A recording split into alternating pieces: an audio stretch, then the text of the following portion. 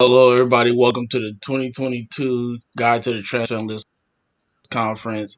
I am one of your collaborators, Philip Jones, of a second chance and kidney transplant recipient, and I'll pass it over to Tafaro Cook. Hello, everybody. My name is Tafaro Cook, two-time kidney transplant recipient and founder of Kidney Care Coaches, where we coach people with stage 3 to stage 5 kidney disease. Mr. Traylor. Hello, guys. My name is Jonathan Traylor. I'm host of Hope with Jonathan, plant recipient, and I look forward to this event this evening. Thanks again. Appreciate you, Mr. Traylor. All right, well, we'll turn it over to our host for tonight, Mr. Fred Hill.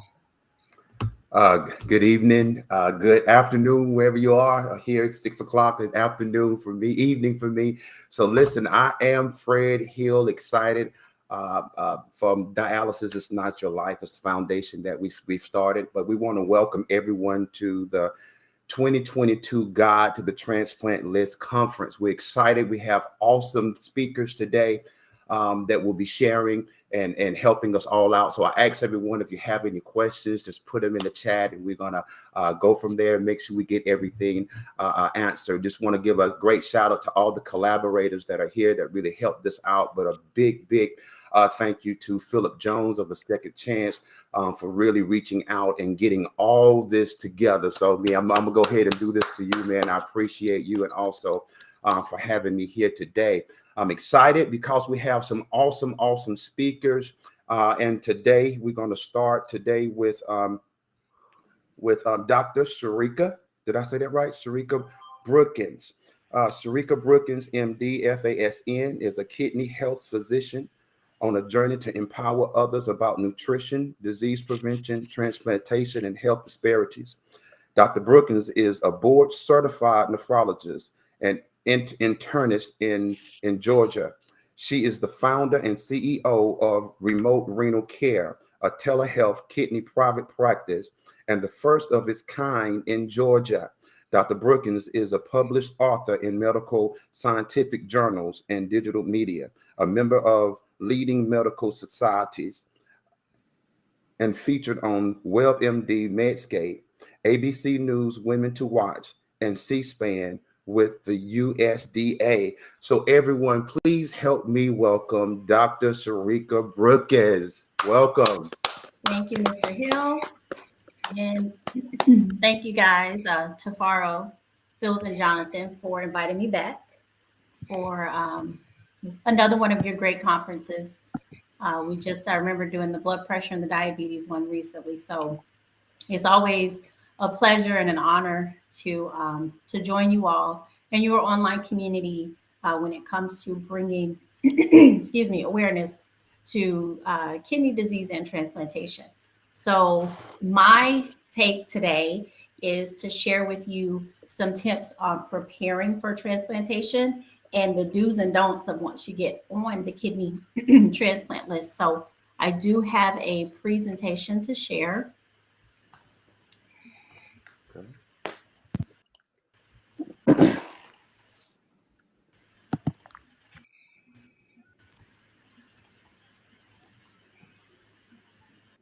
And can you all see this?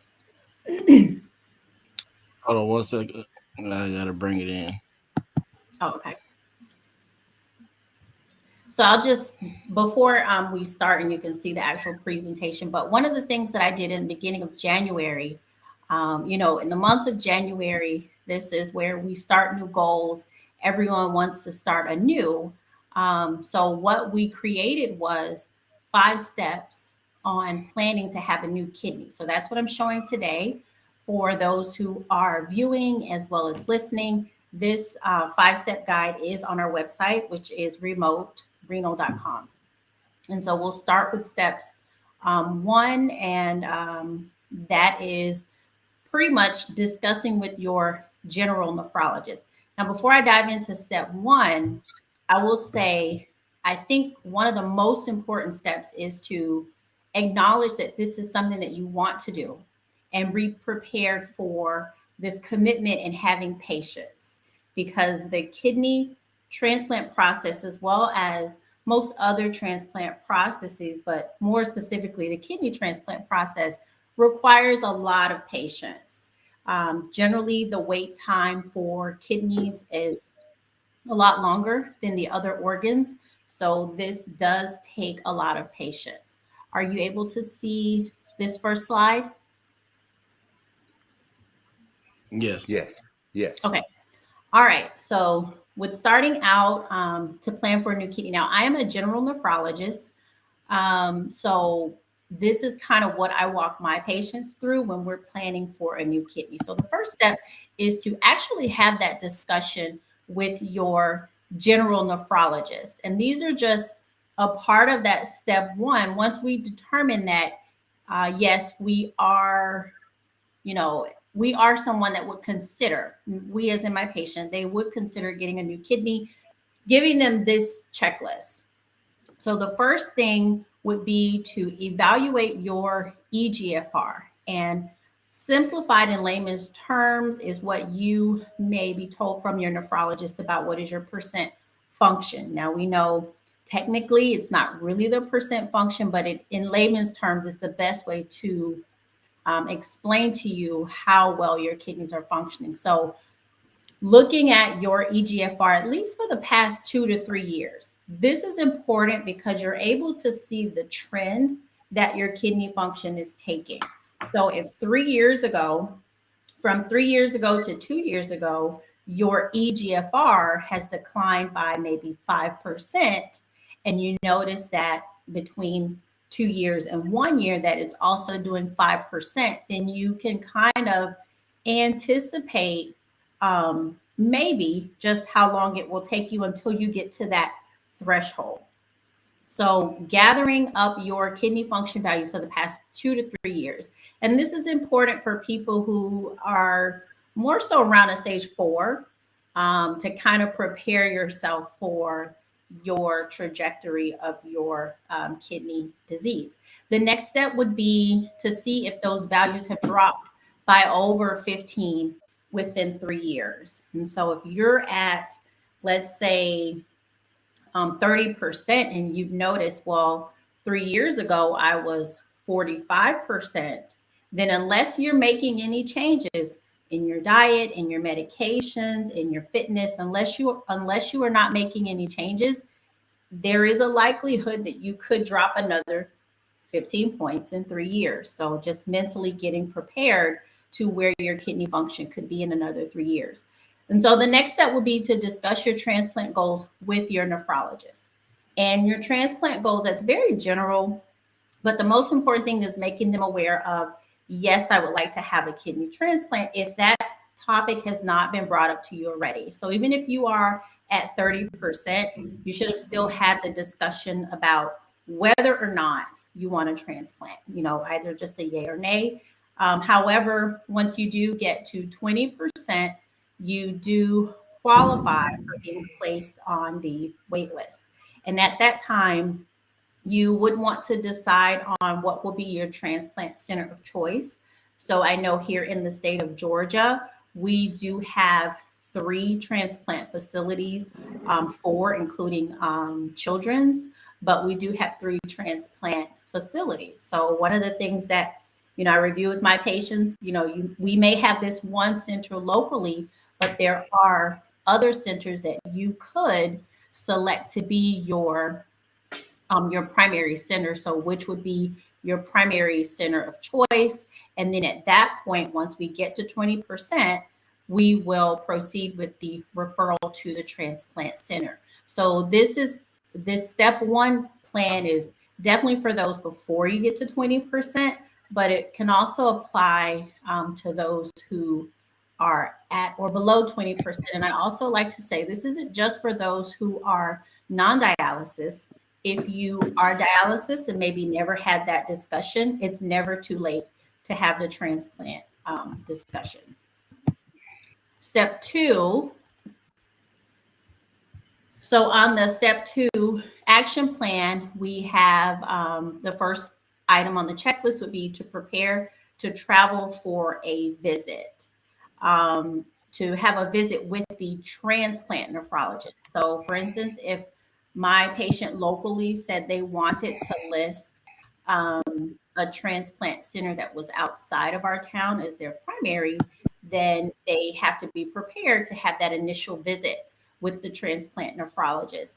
Now, I know since the past 5 to 10 years, offering remote consultations has become more common, especially if the distance is over an hour or so. Some centers do allow for initial remote consultations. The next step is to gather up to date information on your medical history, your surgical history, and your social history. Now, once we prepare that referral that goes on to the transplant nephrologist, they will have this information. But I always want to encourage people to be armed with having this information on their own, right? So, understanding what is your medical history, knowing your surgical history, as well as your social history. So don't just leave it in the hands of your referral coordinator and the transplant centers. So once you have that initial evaluation from the transplant nephrologist, and once they've reviewed your medical history, your surgical history, and your social history, they will then determine and give a recommendation on if they consider you as an ideal candidate or if you're not an ideal candidate. Now, if you are considered to be not an ideal candidate, I would definitely encourage you to make sure and understand why you're not considered an ideal candidate, and if there's something that you can do, or if there's a step that you can take to be reconsidered, right? So, for instance, an example in which you may not be an ideal candidate would be if you're a smoker. But if you know you're willing to quit smoking, then that's a step that you can take and have and be reconsidered for being an ideal candidate. Now, I also will say some centers do vary in what they have as hard absolute contraindications for putting someone on a transplant list. But I know that smoking is one. One center I was at where it was a hard and fast disqualifier. And then there was another center where they would consider you. However, you did have to agree to go through a smoking cessation training and program.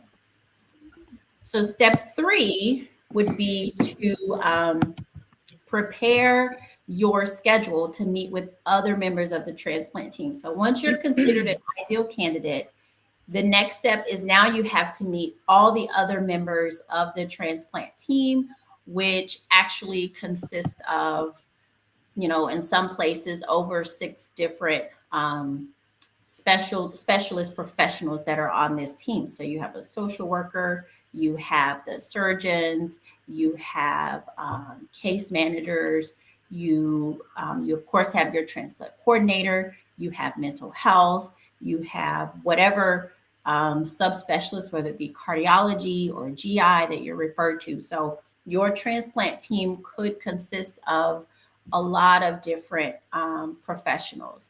And just like no two plans for kidney transplant are the same, so is your transplant team. Your team may consist of more members than someone else's team. The next step on this action plan is you will complete lab testing for an immunity profile. So now you've determined you want a transplant, you've been evaluated, and you've been deemed to be an ideal candidate. Now what you have to have determined is what's your immunity profile to kind of help us understand what's the likelihood of rejection. And also once that kidney arrives, what's the best paired kidney for you to take on. So there's a battery of testing that you have to undergo, which pretty much helps us to determine your immunity profile. And the next step would be to finish imaging tests to evaluate various organs.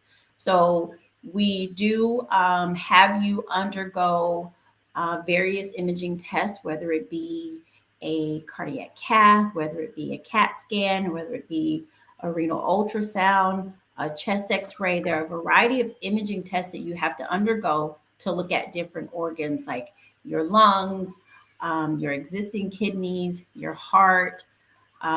Those are definitely some of the main ones. And then, of course, you have your cancer screening imaging test that you do have to undergo.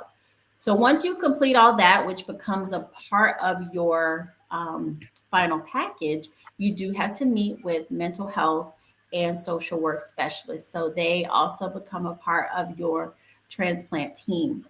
I do know that during COVID, during the pandemic back in 2020 and even in 2021, we started to do these visits more through remote services, in which the mental health specialists and the social work specialists were seeing individuals virtually.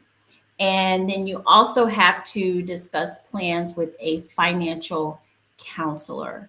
And again, this can vary depending on the facilities and what aid and aids that they have available. So on step 4 of the action plan, all that information is put together in a portfolio, and then you are presented to the transplant review committee.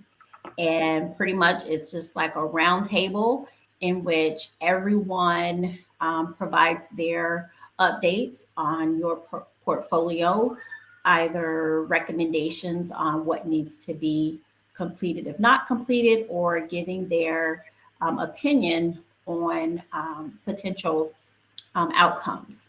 So then those results, once your transplant committee has met, whatever they determine if you should go on to be on the list or not, that gets sent to your transplant nephrologist, which will then review it with you. So you not only receive notification from your review board at your center, but your transplant nephrologist also reviews with you whether or not everything is good to go, or if you were denied to get placed on the transplant wait list. So if you are denied, I do encourage you to express interest for reconsideration, better understanding why you are denied. And generally, the transplant review committee gives you a deadline. So they say, well, if you were denied because of the results of this test, you do have until this date to be reconsidered, to have things reevaluated and be reconsidered. So one denial doesn't necessarily mean that you give up. So always, if it's something that you really want to do, just express your concerns to be reconsidered, and just again be patient to go through maybe go through that part of the process again. And so for the step 5 of the action plan, if you are approved, then definitely celebrate your approval for being on the wait list. Now, at this time, you are on the wait list for a deceased kidney donor, but I do encourage you to get creative with your search for a living kidney donor. And, in the past decade or so with social media, a lot of people have been successful at finding their living kidney donors, whether it be through social media, through news media and print, billboard, just a variety of ways in which people have gotten creative. So definitely get creative, because your living kidney donor just may not be a family member. You never know. Also, what is important is to avoid changes in your immunity. I will say the pandemic has taught some of those on the wait list, unfortunately, how contracting COVID has put it on hold. So we have seen that individuals, once they were either notified of a kidney, that process has been put on hold due to either the living donor being positive for COVID, or even the potential recipient being positive for COVID, and having their transplantation put on hold. So it is definitely important to avoid any potential changes in your immunity. So that means get your appropriate vaccinations, and definitely staying clear of any situations and environments that could put you in jeopardy for that. If you do have some potential living donors, you want to refer them to your transplant center. So you don't refer them to your general nephrologist. You actually will receive a number to have your potential living donors contact your transplant center. And last but definitely not least, consider being listed on more than one transplant center. So you can be listed on more than one center within your state. You can also be listed on centers out of state. The most important thing is just to be cognizant of the time that it would take for you to travel to that facility if you do get the phone call. And so, lastly, I was told to just kind of give some do's and don'ts. So, if you are already on the list, you definitely want to stay in contact with your transplant coordinator. That's going to be like your closest person of contact when it comes to any issues, any questions or concerns that you may have.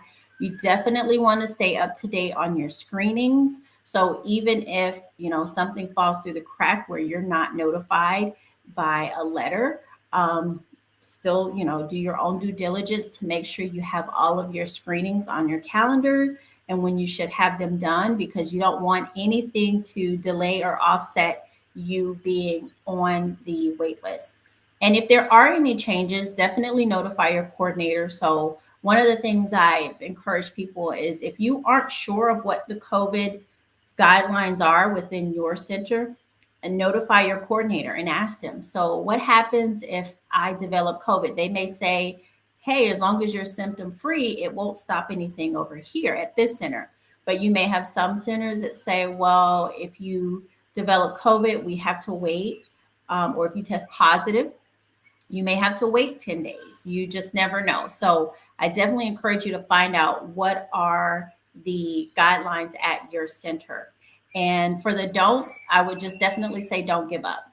Regardless of what you're going through, if we're going back to step one, and this is a decision that you've said, I want to do this and I will do this, just have patience, have faith, get you a good support group and a close circle, and definitely do not give up on this transplant process. So that's all I have. That right there was absolutely awesome. One Thank thing you. from the Why Not Impact Lives Network that said that information being shared within this conference is very informative and very much needed. Keep up the good work, you all. Now, for me, I'm a transplant patient. I actually had my transplant done in 2015. But one thing that up to me, I'm putting down, there's this main thing of everything as you went through the 5 steps for me, and for those who are watching, who being on dialysis or if you're in the last stages of kidney disease, of renal failure. You pointed out a lot of things, but the main key that I took out of this was it's really up to the patient. When you really brought this out, you said, okay, well, you need to talk to your nephrologist, and you need to know your EGFR, know where it is, and you need to reach out to your coordinators and all the things that you said. And me personally, that means everything, because sometimes many of the patients we rely on the doctor, or we rely on the coordinators to do the work for us. For me personally, I just want to say thank you for that, because that was absolutely awesome for us to know. But I do have one question. Well, I got 2 questions. It was talking about gather medical and surgical social history, and with this understanding that transplants, it goes with blood type.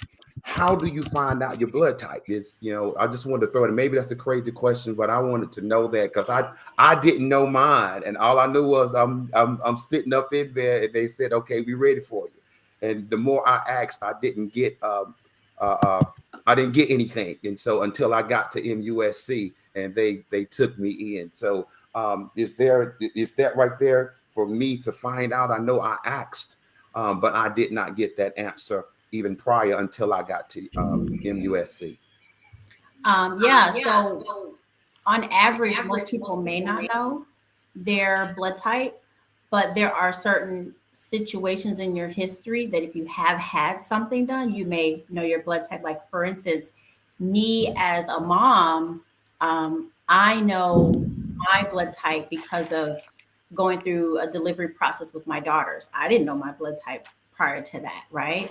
Or if you've had surgical procedures, you very likely have reported somewhere your blood type because they're going to prepare for it if you need blood during a surgical procedure. So they will have tested you. Or if maybe you have received blood in the past, there's going to be documentation somewhere that where someone has already tested your blood type. I will say for those who are on dialysis, no, everyone does not have to receive blood who are on dialysis, but it's a more likely chance that you have had your blood screened or your blood type performed. So that should be a question that you are able to get from your dialysis center, especially if you've had to receive blood. So I think certain instances, we should already have that information on file. But if not, then remember once we got to that part of the plan where it was we wanted to look at your immunity profile, we'll get your blood type at that point. Yeah. And that's when it can be shared with you so that when you go on to find your living donors, you're able to share with them, hey, this is my blood type and I'm looking for a kidney. So at some part along that process, you will be made aware of your blood type. Okay. Another question that I have is okay. You was talking about if you're turned down, and well, I got I guess it's a two part that if you're turned down, um, how long do you have to wait before you are recommended, or like you said, that you go and recommend that you be put back on the list? Is there like a wait period, whether it be 1, 2, maybe 2 years, or maybe months of the wait period before being reconsidered? Unfortunately, it's not 3 years. It is a fairly short period of time where they may give you 6 months and they may give you 12 months. So, for instance, just recently, I had a gentleman who he had some questionable liver problems, and so they denied him. He was denied, but it was stated that if you got this thing either sorted out or if you got a final say from a hepatologist, from the liver doctor, you have until 6 months to get this done. So, of course, that means he needs to be made aware of this in a timely manner so that he can decide if he wants to proceed or if he just wants to accept the denial. But then now you have to get him into the liver specialist to say, hey, um, can you further comment on this? The committee's wanting more input on this issue. So they will tell you that deadline period, but it's generally not 3 years. They don't give you that long. Yeah. Good, good. My last question that I have before we open it up to the floor, if you, like you were saying, you can be added to multiple lists, transplant lists. Now, the question I have is, if one of the people on the list, one of the transplant, if you're turned down for the one, does that mean that you're turned down for all? Well, generally, in order for you to get on a second list, and this is just my experience, is you would have to be approved by one list because Ah, okay. although certain centers have certain guidelines, like for instance, there are some centers that do transplants on bariatric patients, and there are some centers that don't, right? So certain centers can set their guidelines, but it's very likely that if center A says, well, you're not an ideal candidate because of this reason, it's very likely that center B would probably say the same reasons, right? Unless center A says, no, your BMI is over 35, but center B may have a limit at 40, or Uh, center B may have a limit at 38. And so they may accept you as Mhm. your primary center. But generally, it is advised for your first center to approve you. And then it's just easy to add on the second centers after that. Okay. Second and third for some people. Okay. Well, I don't have any more questions. I want to open it up to those who are on the floor. If anyone have any questions that you would like to ask. Yes, I do. First of all, I want to say that was a great presentation that you showed everybody. Is very, very informational. Can you elaborate and tell the people the importance of getting your teeth fixed? So when you are on the transplant list, a lot of people go and excuse me and go through this and don't understand the importance of having your teeth. Not, they don't have to be like put braces on and things like that, but just elaborate and tell people how important it is to have your teeth repaired. So the dental care is important, and Dr. Geff could probably also add to this. But the dental care is important because we have to consider if you're undergoing any surgical procedures, the risk of dental infections seeding throughout your blood and maybe affecting your heart or maybe just affecting your immune system overall. So it is important that if someone has dental caries or if they have bad oral flora, to have that evaluated before to reduce their risk of further seeding infection throughout their body. And how often do you have to get your teeth looked at? I do know that in the beginning of the evaluation, you do have to have a dental evaluation. So it all depends on how your evaluation turned out, right? So if they say, well, you're someone you need 10 teeth extracted, then more than likely, once you have those teeth extracted, and as long as you don't have any other potential teeth that will concern in the future while you're on the wait list, that probably determines how often you need to follow up with the dentist. But given on average 3 to 5 years on the wait list, I think it just depends on the current state of your mouth. Thank you for that. I appreciate it. You're welcome. Any other questions? We did also get, we had a response from Trish Phillips. She said, great presentation. Awesome. Awesome. So we just want to say thank you. It was awesome for what you did, Dr. Brookins. We really appreciate you taking the time to join us and share this information to all of us. And we just want to say thank you again for doing this for us and for everyone. We all appreciate your time. Thank you so much. Let's give her Thank you. thank you as she comes up. Appreciate you so much. Thank you so much. We're now have a break, and we're gonna talk about kidney care. So we'll be back in just a moment. Thank you.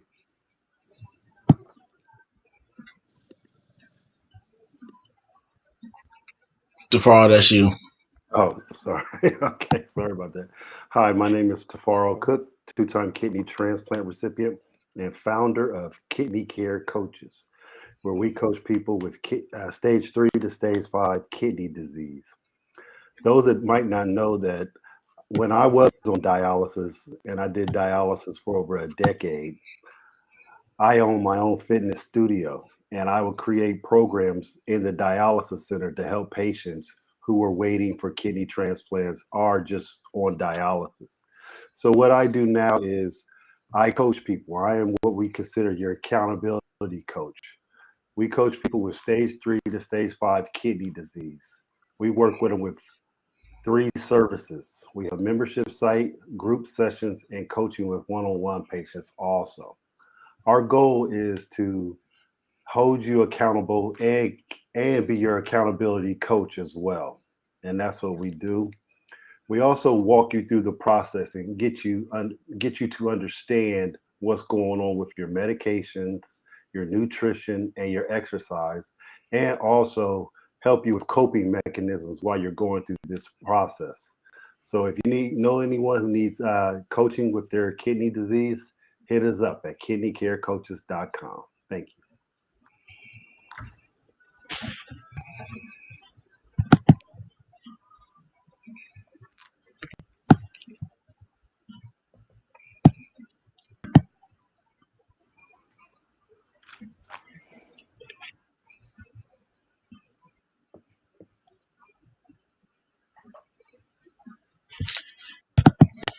Right. Thank you, Tafaro. Is it back to me?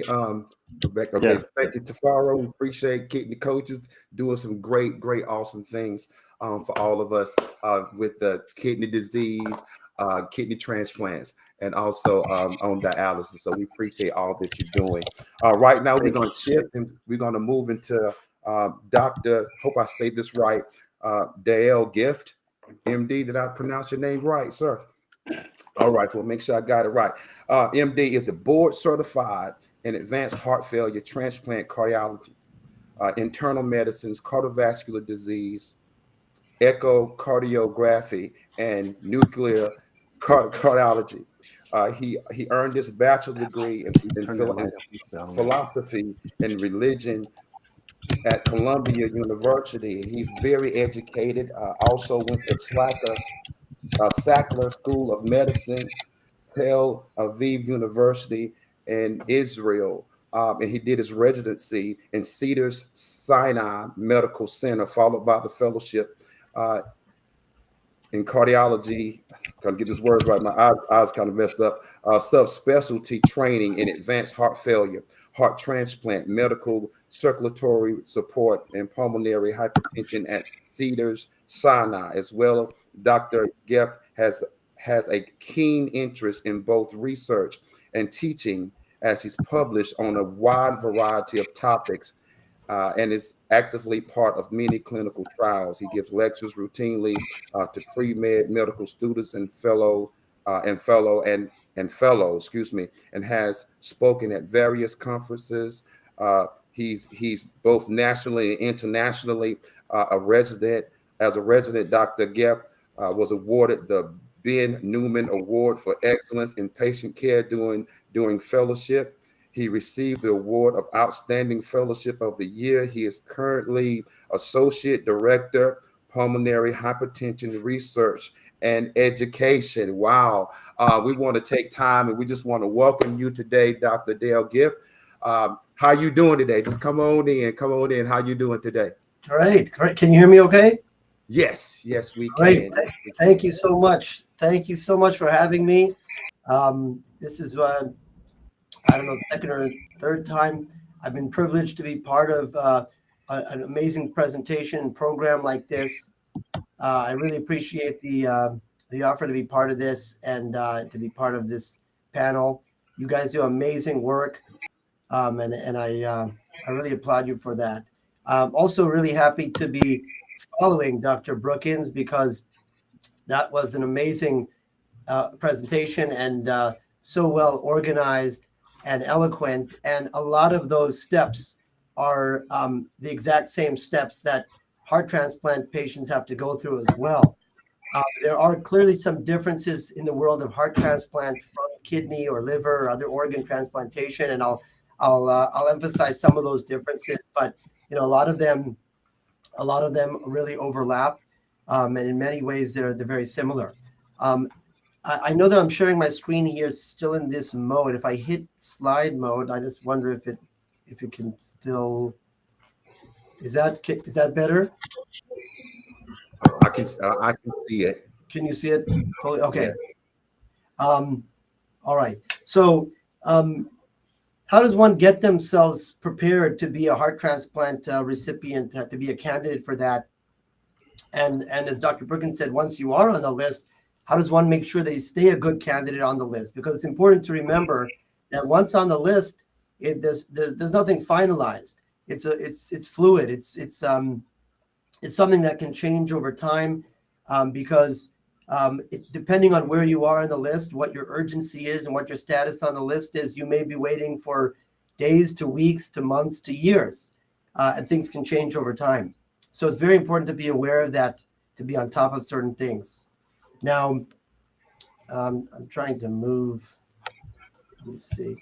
There, did that work? Okay.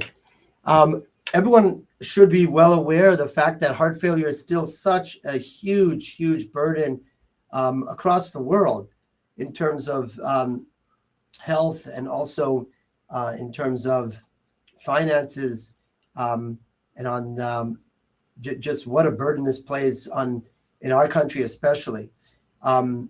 even with the incredible advances in therapy that we have today that I'll go over briefly, we still have a very high and unacceptable mortality rate and a very high readmission rate to the hospital.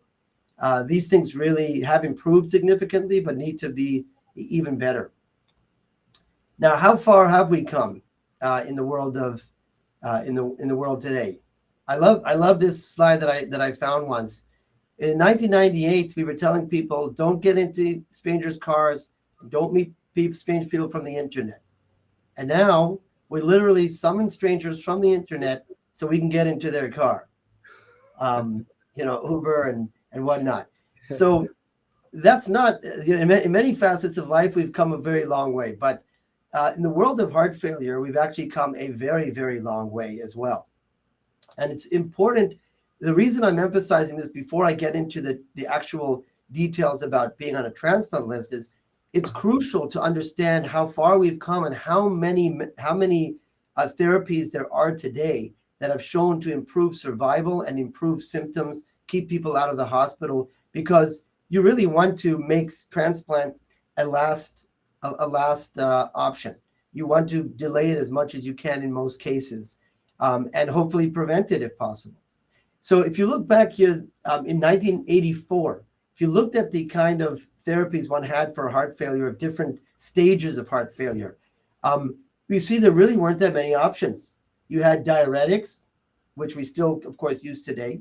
We had a medicine called digitalis or digoxin, which we still use today, but much less than we used to. And we had vasodilators, not exactly the type we have today, but I mean, we do use those same ones, but we have better ones today. The point being that none of these really at that time showed improving survival. They were really just symptomatic treatment, and you were very limited in how much you could do. But fast forward to today and look at just how many options we have to optimize people's heart failure, improve their symptoms, keep them out of the hospital, and keep them living much longer, and potentially to avoid having the need for a transplant or mechanical type of device at some point. We have beta blockers. We have, you may have heard of Entresto, one of the mainstays of therapy now. These have been shown to improve survival, even given to patients who are basically asymptomatic. We already have so much treatment to just improve people's heart function and survival. Beyond that, we have other medications. Beyond that, we have device therapy like defibrillators, certain special types of pacemakers to improve synchrony of the heart and improve heart function and survival as well. There's been newer medications added just in the last few years that have already made it into the guidelines within 1 to 2 years and are the mainstay of therapy today. So you could just see where we've come and how far we've come to really, really improve people's lives, both quality of life and quantity of life. Now today we have something called SGLT2 inhibitors like dapagliflozin you may have heard of. These are things like Jardiance and Farxiga, diabetes medications that were discovered now to be incredibly helpful for heart failure regardless of diabetes. We have another medication just recently coming approved called Vericiguat. It's just amazing to be part of this field today because there's so much advancement in this field. There's so much research, and there's so much you can do to improve heart function. Now, beyond that, there's even mechanical interventions. For example, I'm not talking about surgical interventions here. I'm talking about something like the mitral clip. When patients have a significant amount of leakage across certain valves, there are interventions that we can do today that improve outcomes, improve symptoms without having to open up the chest, without having to do surgery to replace a valve. We can replace or fix valves just through a procedure going up through the groin with one poke into a vein or an artery in your groin without having to do any surgery. We have a device called CardioMEMS today, which is a monitoring device that you can implant very, very easily without surgery into the pulmonary artery that sits in the lungs. So we can monitor your pressures from home. And by doing that, we can be on the phone with you and tell you, well, your pressures are rising. You need to do this. You need to improve. You need to increase your diuretics, keep you out of the hospital. But once you have done all that, once you and your cardiologist have really been on top of all the most up-to-date therapies and interventions that are available, when is it time to really say, wow, I think there are some signs that things are not going in the right direction, and I really need to be ahead of the game and on the ball and plugged into an advanced heart disease or transplant center, so that if it is time to get on the list, I need to be plugged in with them. And if it's not time just yet, I want them to know me now, because God forbid, as you see in this illustration, sometimes in the world of heart failure, you can be walking along and keeping up as much as you can for a while. And then one day, God forbid, someone can literally fall up the cliff and go downhill very quickly. And within that short period of time of somebody falling off the edge, they can lose their ability to be a transplant candidate. You could get so sick so quickly that you may be too sick to actually be a transplant candidate. And that's why it's so important to be alert and aware of certain signs. And I've listed a bunch of things here. For example, if somebody's noticed that they've had more than one or two hospitalizations in the past year, and you say, I used to always have shortness of breath. I would take diuretics. I'd get a little better and get back to my life. But I noticed I've been in the hospital now twice in the last year. That never used to happen to me. Other things to look for: how are my kidneys doing? How is my other bodily organs functioning? How's my liver doing? How's my kidney doing? Because the kidney, as we've talked about in other programs, is intricately linked with the heart. And when the heart starts getting worse, you may see that in the kidney function. And that's a very important sign you have to be monitoring all along. Are you losing appetite? Are you losing weight despite any intention to lose weight? Are you noticing that you used to be able to tolerate all your medications, and now suddenly your blood pressure is a lot lower? You're getting dizzy and lightheaded when you take your medications. You cannot tolerate them the way you used to. That's also a sign of worsening. If you notice that you are having, if you notice you're developing symptoms at a much easier or much quicker rate. For example, you used to be able to walk several blocks before you had any shortness of breath, and now you're noticing that it occurs even after one block. Or you're noticing you're having difficulty breathing when you lay down at night to sleep, and you see these symptoms are coming on at a sooner and faster pace. Another thing to be aware of is people's sodium levels, and most patients with very weak hearts will have defibrillators put in, which is a special type of pacemaker, essentially, that has the ability to shock the heart in case of a dangerous or lethal arrhythmia.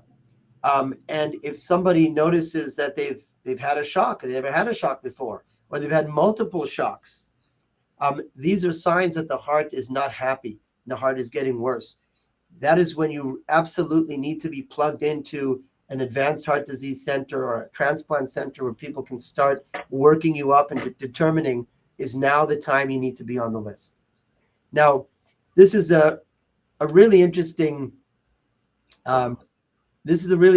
statement, and it's something you have to really try to explain to patients. It's not always so easy to understand, not for the patient and especially not for the families. You have to be sick enough, but well enough. And what I mean by that is, the first question is, well, is your heart sick enough? Are you sick enough symptomatically and limited enough that you really need a heart transplant? Because as I mentioned, people can live with very weak hearts for years and years and years. And many people get referred to us because their heart is weak. Let me give you an example. One of the ways we quantify the strength of the heart or the function of the heart is by something called an ejection fraction, or EF. That means how hard is your heart squeezing. A normal ejection fraction is about 55 or 60%. Now, we have some people refer to us because their ejection fraction is 10 or 20%. And people say, well, I better get a heart transplant as soon as possible. But that's actually not the case. With the therapies we have today for heart failure, people can live for years and years with very good functional capacity, with a very weak heart because of the therapies we have today. So the first question is are you sick enough to really need a heart transplant? Are you limited enough? Is your quality of life that bad? Are you limited enough in your daily activities that you absolutely need a heart transplant right now? Have you been optimized on all available medical and device therapies already? Because we want to optimize and maximize that before we say, okay, it's time for a heart transplant. But the next question at the same time we ask is, but is your body well enough? Is the rest of your body in good enough condition to handle a heart transplant, to go through a surgery like that, get a new heart, and still come out and be able to rehab and function normally and go back to a normal life with your other bodily functions intact? And the kidney is a great example of that. That's why I said we keep an eye on your kidney function, your liver function. What about your overall physical condition? There's some people that their hearts are definitely sick enough, no question, they need a transplant, but they're so frail, they're so deconditioned that they're actually too weak and sick to go through the process. They won't be able to make it through the surgery and rehab to a point that they'll have a meaningful quality of life. And believe me when I tell you, there are people that really get to that point where it's just too late and they're too frail. Now, when somebody is getting ready to be on a list or already on a list, we realize that there are some factors in life you can control and some things you can't control. You can't really control your age. Well, the reason why I say maybe you can is because what I'm alluding to is you can determine at what age you get plugged in to an advanced heart transplant center. So there are limitations on when you're too old for a heart transplant. In most centers around the country, that age is about 70. Other centers, at least the centers like ours that do more high volume or higher risk transplants, we usually go up to a 75 as a rough estimate, sometimes even higher than that. We've done people as old as 78, but it also depends very much on how your other organs are functioning at the time. What is your blood type? As Dr. Brookins talked about, that's something you can't control. Antibody status, which is your underlying immune status and going to affect the type of heart you can receive, what type of donor you can receive from. And remember, one of the main differences in heart transplants compared to things like kidney transplant is there's no living donors for a heart transplant. I would think that's obvious, but it's actually not that obvious to everyone. Some people don't truly understand that it means, you're taking out the heart of one person and putting it in another person. And obviously you can't, there may be other people you'd like to take their hearts from, but there's no legal way to do that just yet. So there's no living donors as opposed to the world of kidney transplant, for example, where you can have a living donor and you can set up your transplant for next month, like a C-section. But there are things you can control. And this is what I want to really emphasize today. What can I do? What can I control? What can I do to make myself a good candidate for heart transplant? And how do I keep myself on the list once I am on the list? And Dr. Brookins beautifully alluded to so many of these things, but I'm going to just emphasize some of them again. Number one, compliance. This is utterly important. This is essential because, as you know, there's so many medications that I showed you just briefly about that people should be on to optimize medical therapy. Have you done everything you can already do? Are you taking your medications properly? A lot of times we get feedback from referring cardiologists. Well, I really help this guy out, but I got to be honest with you, he hasn't come to clinic in a year and a half. He hasn't taken his medications. He hasn't done the blood tests I've asked for, he or she, and that's a big red flag. Diet, someone compliant with how much salt they're taking and how much fluid they're drinking. And then the second thing I mentioned was plugging yourself in early enough to an advanced heart disease or transplant center, which is usually what your cardiologist can help you with and hopefully is thinking about. He or she will send you to a place sooner than later. There's really no such thing as sending someone too early. The worst we can say is, well, good news. You're too well for a heart transplant right now. We'll see you next 6 months. We'll see you in a year. If anything gets worse, you let us know. That's the worst that can happen. But you could be too late. Be up to date with cancer screening, things like colonoscopies, pap smears, mammograms, and as Dr. Brookins talked about, dental. These things are really, really important. People may underestimate why they're so important. The reason is because the risk, number one, the risk of infection after a transplant when you're immunosuppressed could kill someone. Somebody has a dental infection, an abscess that they don't know about. And you put them through this transplant and immunosuppress them, that could kill them. It could infect the heart. Cancer, unfortunately, the rate of cancer and the risk of cancer is much higher once someone is heavily immunosuppressed, like we do to all transplant patients. And so we need to know ahead of time that they've had the proper cancer screening. And for men, that includes prostate, and then some of the things I alluded to. I mean, you'll be amazed. We could have patients that come into the hospital. They're extremely sick. They're on IV medications. They have devices that we put into them to keep them going, keep their hearts going, and they're not going to leave the hospital until they get a heart transplant. And during that time, we'll do a colonoscopy on them. Most people think, well, a colonoscopy, you do it every few years. It's not something that's going to make or break the deal right now. No, it's really important to be on top of those things, to keep records of those things. And then control of comorbidities, and though that by that I mean other conditions that you're treating. Diabetes is essential. It's essential to have your diabetes controlled because a number of the medications after transplant can worsen your diabetes. Steroids, Prograf. Many of you patients who are already, recipients and transplant patients already, about all this. Right. Weight. There are cutoffs. The BMI has to be, body mass index has to be less than 35. Your hemoglobin A1C has to be less than at least 8.5%, but the lower the better. These have to do with rehab potential, conditioning, and infection risk. Okay, things like cancer. If someone had cancer, it doesn't mean you can't be a transplant candidate, but it needs to be in remission. The risk of recurrence has to be very low. We work with with oncologists to determine that. Frailty, nutrition, age of presentation to the transplant clinic, and peripheral artery disease. These are things that you really have to make sure are under control because they could make or break a person's candidacy for transplant. And the last point I want to mention are psychosocial factors that Dr. Brookins already alluded to, but I can't overemphasize this enough. There are so many patients that I have seen that are not eligible for transplant simply because of psychosocial factors. Some of them in their control and some of them not in their control. And it breaks our hearts to see someone unable to get a transplant because they have no caregiver plan. There's nobody who can help them afterwards. There's no one who can take them to their clinic appointments, to their biopsy appointments. We do frequent procedures in the first year after transplant. A patient has to be able to come to clinic visits frequently and get these procedures done. Smoking, drugs, alcohol.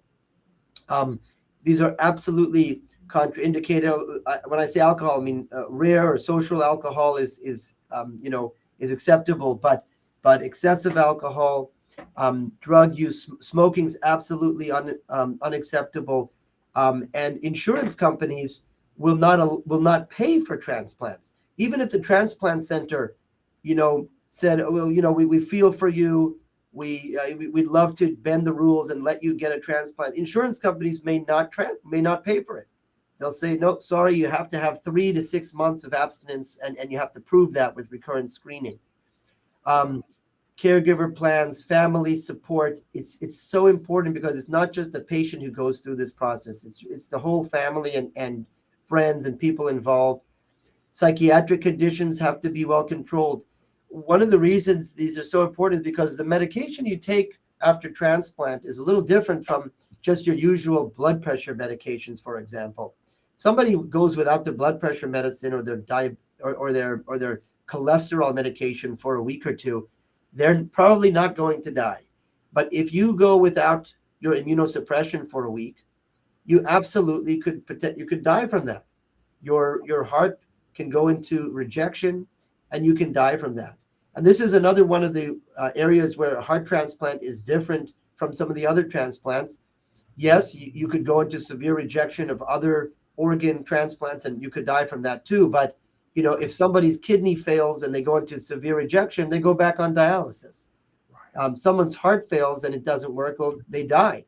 There's not too many options. So that's really, really important for people to stay on top of their compliance, the medications. And I brought that up under the psychiatric condition, because if people have a psychiatric condition that poses a major risk for them being compliant afterwards, that's a real big red flag. That's a big problem. I think that's basically the gist of what I wanted to say. Thank you again so much for having me, and I'm happy to take questions. Thank you. Dr. Gift, that was absolutely remarkable. We had a response from Hope with Jonathan that says, what an awesome and informative conference. This right here is your information was just absolutely so awesome. But one thing that I got a couple of questions, and we're going to open up to the floor. But one thing that I noticed that came from Dr. Brookins and also yourself about being your body can be deconditioned. And my I guess this for me was one that absolutely loves health and exercise. And I believe that it worked really well for me before dialysis and all of that. So what is your recommendation for exercising with heart failure? I wanted to ask that. I know we're doing this in this transplant of getting prepared for, but what is your recommendation for exercising when someone has heart failure, or can they exercise? I guess that's a big one for me. That's a great question, and a question that a lot of patients ask, because it seems sometimes counterintuitive to them. Well, how can I stress my heart? How can I put myself through exercise when my heart is weak or I have heart failure? Well, we encourage all of our patients to have routine exercise. It's actually been shown to improve their outcomes the more you can exercise. Now, granted, there are certain limitations to certain patients where we don't want them to push themselves over the edge or push themselves to a point where their heart rate gets out of control, or if someone's had a lot of defibrillator shock and stressing themselves too much could put them at risk. But in general, patients who feel they can exercise, meaning they could go on the treadmill, they can go for walks, 20, 30-minute walks a day, including going up hills, doing light weights or even moderate weights, swimming, sports. I generally tell people, unless, like I said, unless there's certain specific situations where I'm worried about them for certain reasons, I generally tell people that I don't really have a limitation on your exercise.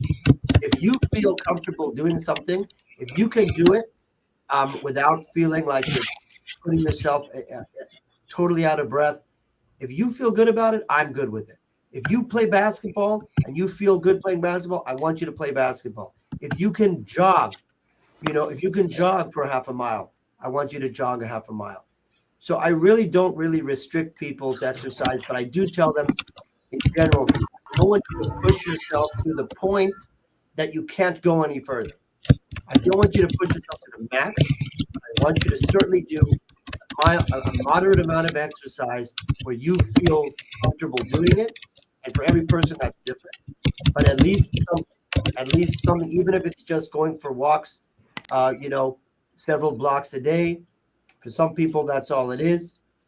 For some people, it's doing stretches or armbands if they really can't do much walking.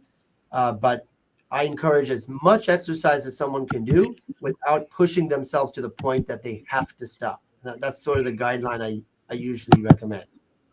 That's good. I got two more questions I want to ask.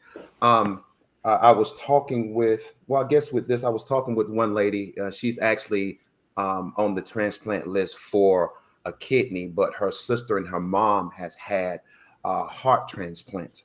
And the thing that she was talking about was the thing like you were saying before is the kidney transplant is so different from the heart transplant. Number one, again, as you said, if the kidney transplant fails, we can go right back on dialysis and we're good. And then you said, but if the heart fails, that's it.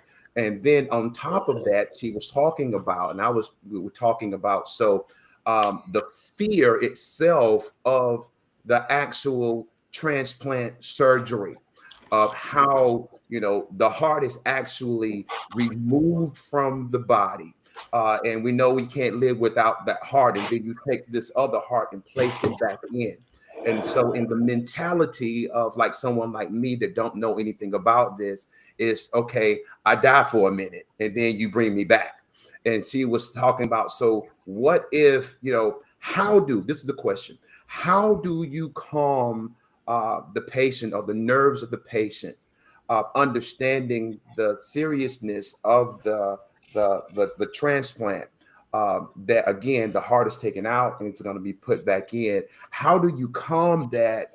Because it's so different from every other transplant. So is there something that, to calm, to say, you're going to be all right? I'm just going to put it in your hands.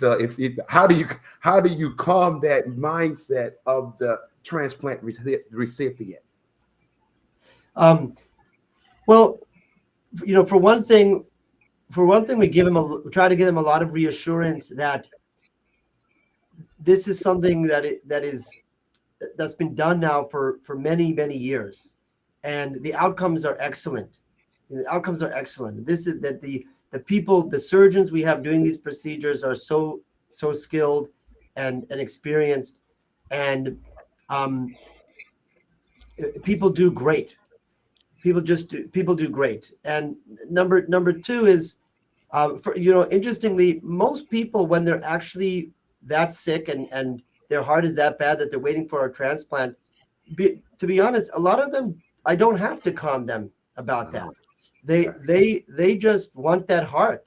They don't really care what you have to do to get it in, and to be honest, another point is they're not actually dead for a minute, because we never stop their blood circulation through to their whole body. So even when you take out the heart, you attach them to a machine, and that machine acts as a heart, and it helps pump blood to the whole body, to your brain, your kidneys, your liver, everything.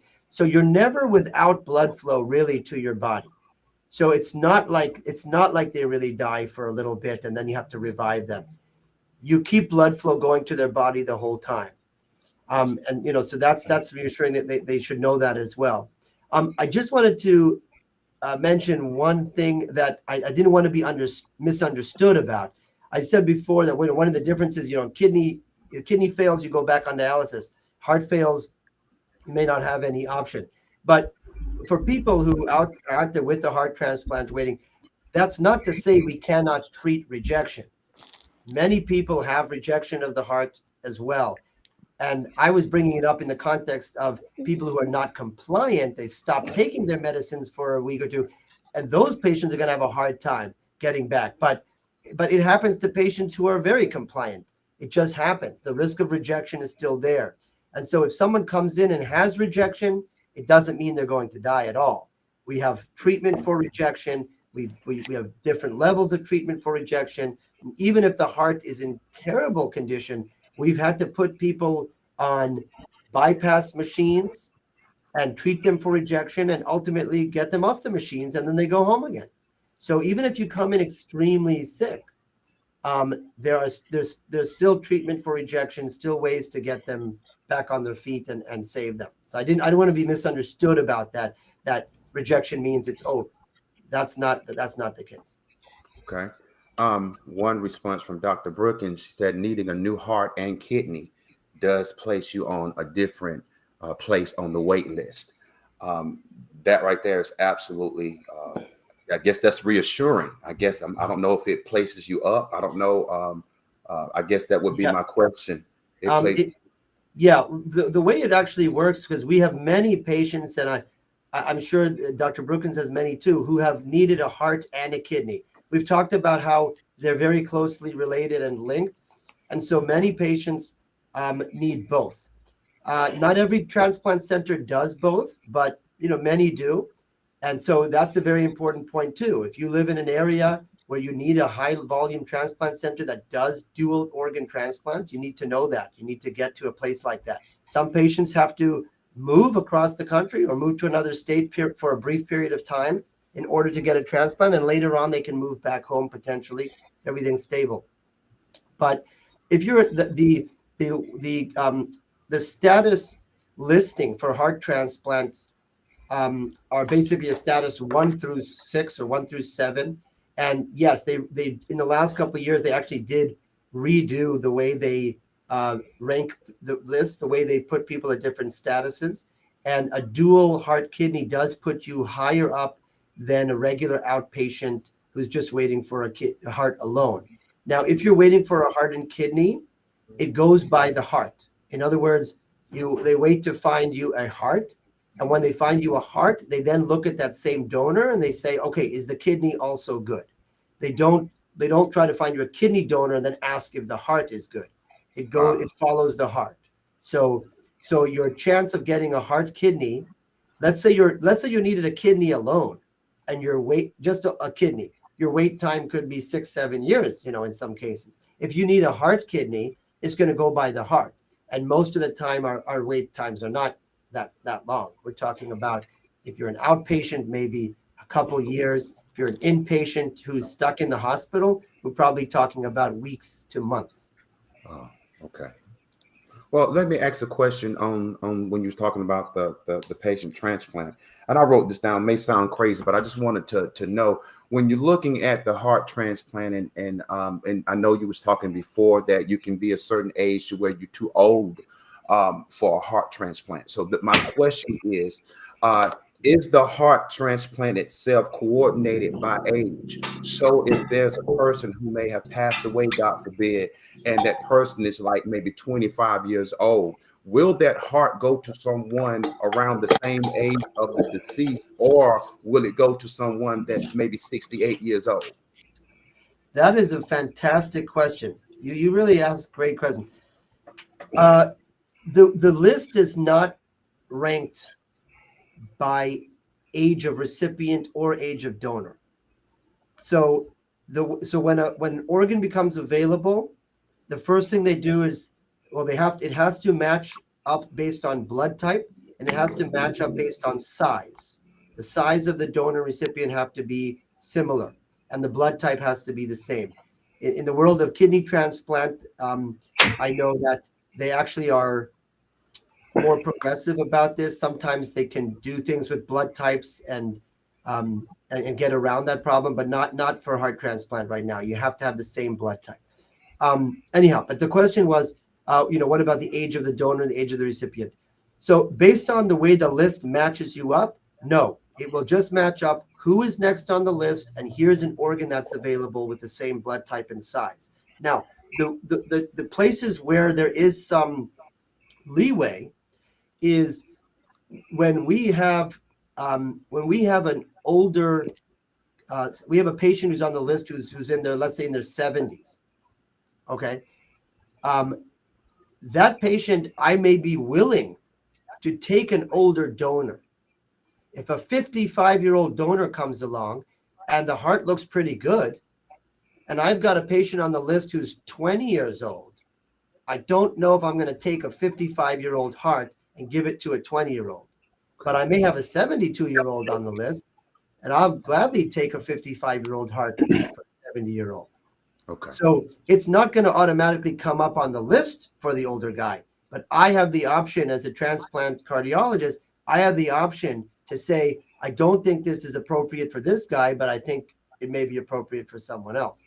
Okay. So that's where there is some leeway. Okay. All right. I appreciate you answering my questions. I believe that's it from me. We don't have any questions in the chat, so we're open up to the floor to the panel. If anyone has any questions, Jonathan. I believe Dr. Brookins had a question. Yeah, before Dr. me. Brookins had I'm sorry, a question. Oh, I just had a quick comment to add on to what to the last question, that's also an important conversation to have in those early parts of the steps. So, for instance, with kidneys, we have the ability to transplant infected kidneys, right? So, let's say your hepatitis C or your HIV, you have the opportunity to tell your transplant nephrologist at that moment, I don't want to receive that sort of kidney, or I am willing to receive that sort of kidney. So, like Dr. Geff said, when that kidney does arrive, we know our patient has hepatitis C, but they are okay with receiving a hepatitis C kidney, and we move over. It's called like they call it like a high risk. It's not really high risk. There's another term that they use for it, but it's a conversation to have of whether or not I want an older kidney, or no, I don't want an older kidney. So you are able to reject organs if they are older or if they are associated with an infection. But of course, depending on how long you've been on dialysis, you may say, you know what, I'm willing to take my chances. I'm in my 60s. I will take that organ. So that's an important conversation to have beforehand so that your nephrologist or transplant doctor is aware. Yeah, That's good absolutely. Same thing in heart transplant, actually. Accepting a hepatitis C donor is something that we talk to everybody about ahead of time, and they have to they consent if they want to be eligible for a hep C donor. We consent them for that, and one of the reasons we consent them for this is because people are looking for any way they can to increase their ability to get a heart as soon as possible. They want to minimize their wait time on the list. And accepting hepatitis C donors was not acceptable a few years ago. Now it's acceptable because we have curative treatment for hepatitis C. So that's why you can accept a hepatitis C donor. And then if you get hepatitis C, which you will, it's okay because we can completely cure it with medications today. So yeah, we do the same thing with heart. And if you agree to accept that, then we put you on the list with a special note, saying that you would accept a hepatitis C donor. Okay. We got a question from Shirley Brill. It says, "Is it UNOS? I believe maybe UNOS, who notifies the hospital or medical team about availability?"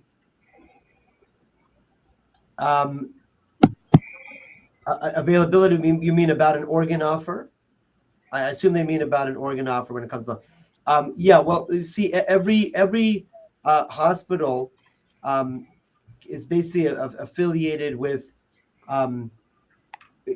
anybody on the transplant list. Of course, is on the UNOS transplant list. That's what it is. It's an organ sharing organization that is across the whole country, and they are notified by a local OPO, basically some organization that works with the local hospitals to find out when a donor has come about, and they notify UNOS that there's somebody who's willing to be a donor. So UNOS has the list of everyone who's listed and waiting. They obviously don't have a list of all potential donors, but when a donor comes about, then UNOS is notified by the hospital or the local OPO, it's called. Okay. Thank you. I want to open it up to the floor. Do anyone have any, the panel, do you have any questions? All right, Jonathan. First of all, I want to say, Dr. Gift, I really enjoyed your presentation and very informative. My question is, as we've seen in the last couple of years, advancement in with the kidney X and the bio kidney, we even seen the pig kidney. What kind of advancements are they having and seeing with the heart transplant? Are there any advancements like that? It's a great question. It's funny because we in heart transplant we always find ourselves behind kidney transplant. We kind of follow the lead of kidney transplant. You may have read in the news this year that they did for the first time a successful heart transplant from a pig. It was a genetically engineered pig. So they had modified the genes of the pig to try to knock out certain genes that we believe are responsible for causing rejection. It seemed to go very well at first. Unfortunately, the patient did die eventually, but it was already a big step forward. Now, we have come a long way in the world of heart transplant, and the type of innovations that we've come up with so far are really management of immunosuppression and certain ways of dealing with highly sensitized patients or dealing with antibody people who have high levels of antibodies, which puts them at higher risk for rejection. So I would say that the ways that heart transplant has evolved and progressed so far have been in the way we um, knock down people's antibodies and make them candidates, even though they have high level of antibodies to begin with. The kind of therapies we give them right after transplant to protect them from acute rejection. Um, our center in particular, I think, has a specialty. One of the world famous cardiologists, Dr. Kawashigawa, he's the head of our group here, and he's probably the most experienced when it comes to dealing with highly sensitized and high antibody level patients. And so we'll get a lot of referrals from all over the country or the world because other programs will not accept these people because they're too sensitized. Their antibody levels are too high. So that's one area. Another area where we've improved upon are non-invasive tests to detect rejection or to detect high levels of rejection, a high risk of rejection. So we have blood tests now that look at your DNA. They have ways of looking at genes to detect your level of or risk of rejection. Um, and so we used to kind of rely on just the clinical presentation if someone looked like they were getting worse or biopsies. We would take up somewhere between 10 to 14 biopsies from the heart in the first year. And now we've cut that basically like in half. So we don't have to bring them in for all these procedures so many times, and do these biopsies over and over because we have non-invasive ways of measuring that. But we still kind of relying on a human heart transplant at this point. And hopefully, in the future, what I'd love to see is either we could find a genetically modified heart from an animal, or if there was any way we could grow a heart. So you take stem cells from somebody, from the patient themselves, and you grow in another heart. You grow an artificial heart. I'm not an artificial heart. You grow another heart out of their stem cells and you put it in their body. That would be the ideal, because then you wouldn't have to worry about rejection. It's their own body. But we're not quite there yet. Awesome. Thank you, Dr. Giff. That's powerful. Any other questions? Go ahead. I have a comment. You brought up the importance of compliance, and that's something that we stress uh, a lot on the second channel. And I hope Jonathan as well, and all other areas of transplantation, because it's very important to stay compliant. There's ways to take the pressure off yourself to stay compliant. Most of these hospitals have, like, if just getting to your appointment is your issue, you don't drive anymore, you don't have anybody to take you. Most of these have transportation systems where they'll come pick you up to get you to your appointments. Like, I know Kaiser out here has their own transportation system in a number of different steps. So they have, like, non-medical and medical. So they have where they'll send non-emergency ambulance to come get you if you're in a gurney or you're in a home or whatever. A regular car, like different types of ways. Um, as well as to you understanding instructions and things like that from your doctor. You don't comprehend certain things well. It's very easy on that. You take a notepad with you, record on your phone, take somebody with you. I would prefer to take somebody with you because now you get two sets of ears to take in with the information that's given you, and you can dissect that information together and move accordingly in the way that you need to move. So I definitely appreciate you speaking on the compliance issue, because I think that's one of the main reasons why a lot of people end up going into rejections. They stop following their medication regimen. They stop going to their appointments every 3 months, every year, or whatever their time is on appointments. Or they stop going to do the blood work or whatever the case may be. So that was a very important part in that. Yes, Dr. Brookins. I want to add on to what you're saying. Even in the pre-evaluation phase, that's a part of what's brought to your panel, to your Right. committee.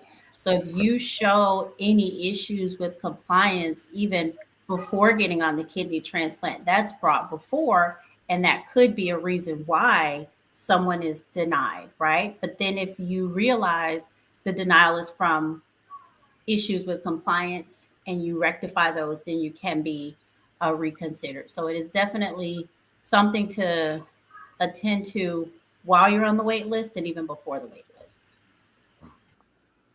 That's good. Definitely, definitely. Ms. That's Cook, you good. had anything? Yeah, yes, I do have a question. My question goes to about caregiver, like you said. I think that's prolific when you said some of these patients aren't able to get a transplant because they don't have a support system. So what do you guys do if there is a patient that he qualifies for everything, he or she, but their support system isn't up to power? Does the hospital kind of help that person or anything like that? Oh, I see. Dr. Brookins is giving a no. Um, I think, yeah. Do you want to go ahead, Dr. Brookins? I have something to say as well, but go ahead if you want. Well, I'll just speak from my experience.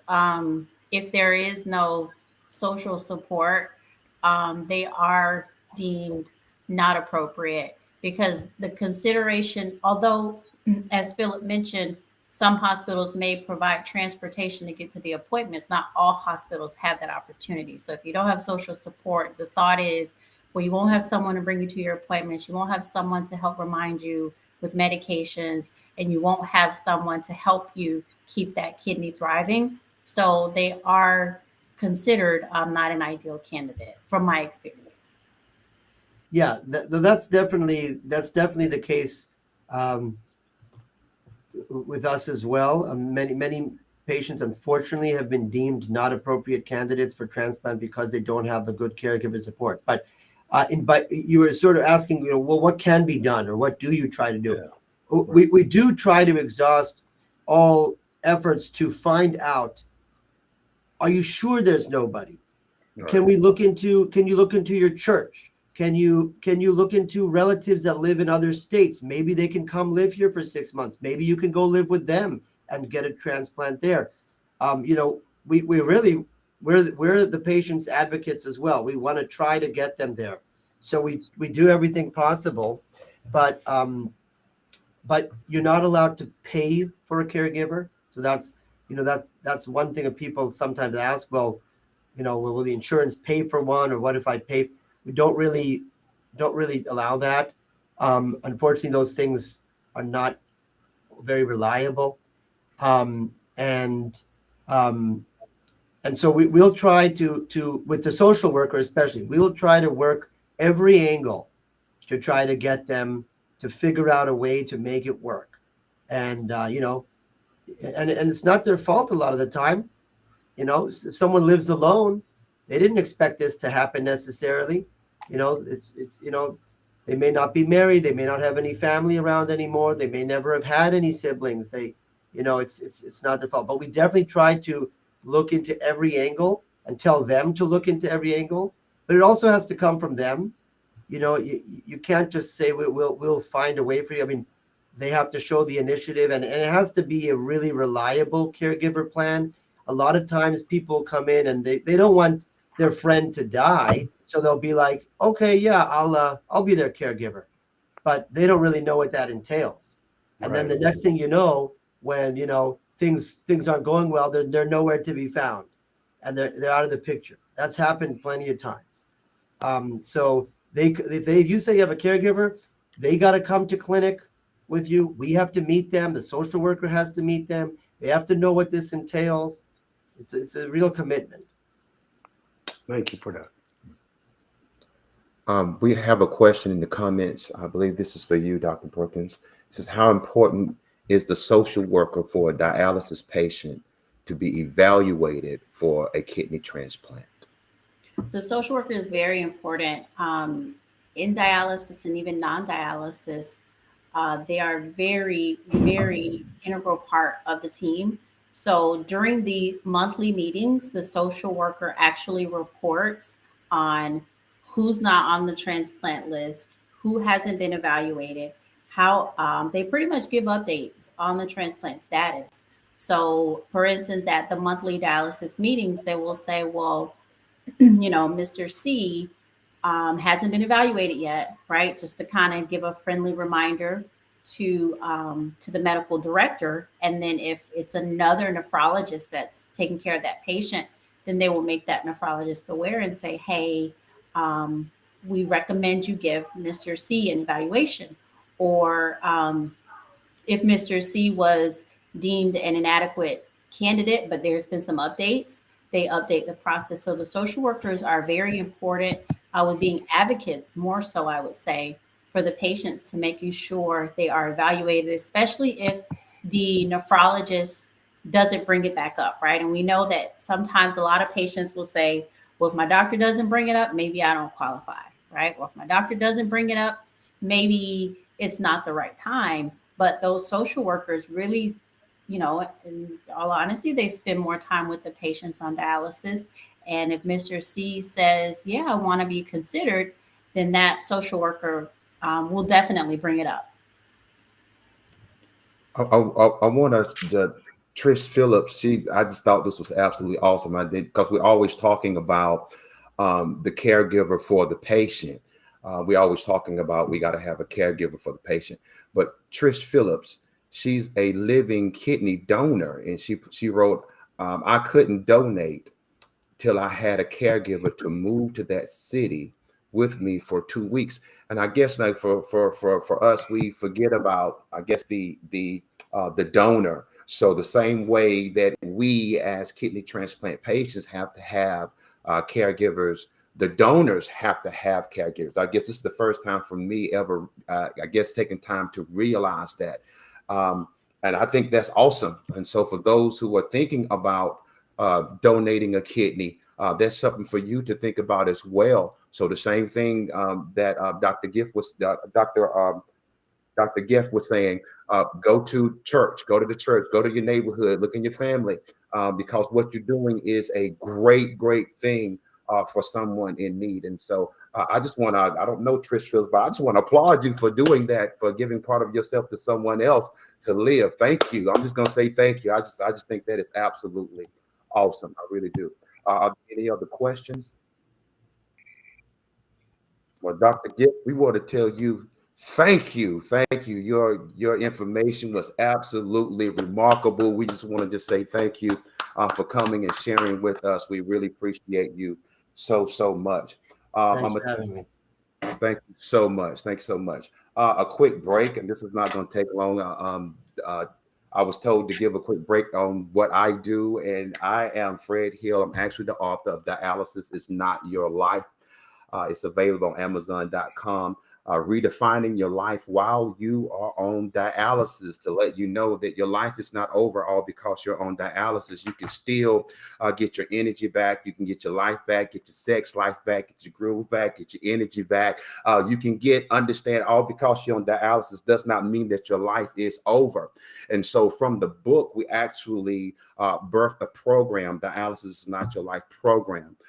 This is a nonprofit, so we're excited about this, and it's bridging the gap between the doctor, the nephrologist, and the patient. Also bringing families in as well, bringing in counseling for the patient, because understand this things is kind of think about what's going on. I think we talked about earlier about the psyche as well, giving a place to talk. So this right here is something to come in and actually show you how to get your life back. And approved today is the Dialysis is Not Your Life workbook. So The book itself teaches and shows you, lets you know that you can get it all back. You can live your life back. Do not go and live in the cycle of dialysis. As you go to dialysis, sit back and you're losing your life.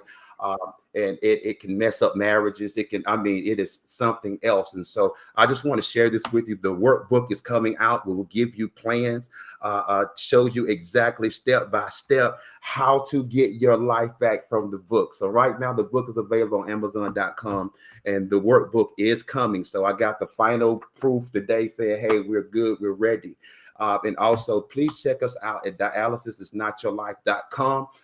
To see what we can help you with. It's an epicenter for all your needs, help direct you with insurance, however, those different things, and more and more and more. So please check us out, dialysisisnotyourlife.com. And for the book and the workbook is on Amazon.com. So that's me. I'm Fred Hill. Thank you so much. All right, we get ready to move back into the program. Put my glasses on so I can see. Please tell me, I hope I don't mess this up. This is Jody. Is it Kyler? Keeler. Okay. All right. I do apologize for just messing up your name. I apologize. Jody Keeler. Jody has been a nurse since June 2011. Jody spent the majority of her career as a travel nurse, working in various ICUs all over the country. Her interest in transplant started with her first nursing job. Jody worked in a neurocritical care unit and frequently had the opportunity to care for organ donors as a bedside nurse. In 2018, she began working as a procurement transplant coordinator with One Legacy. Due to the pandemic, Jody left that position and went back to the bedside to care for ICU patients with COVID pneumonia. In July 2021, she began her career as a transplant coordinator with the lung team at Cedars-Sinai. So everybody, please help us welcome Jody Keeler today. How are you doing? Today? I'm good. Thank you for having me.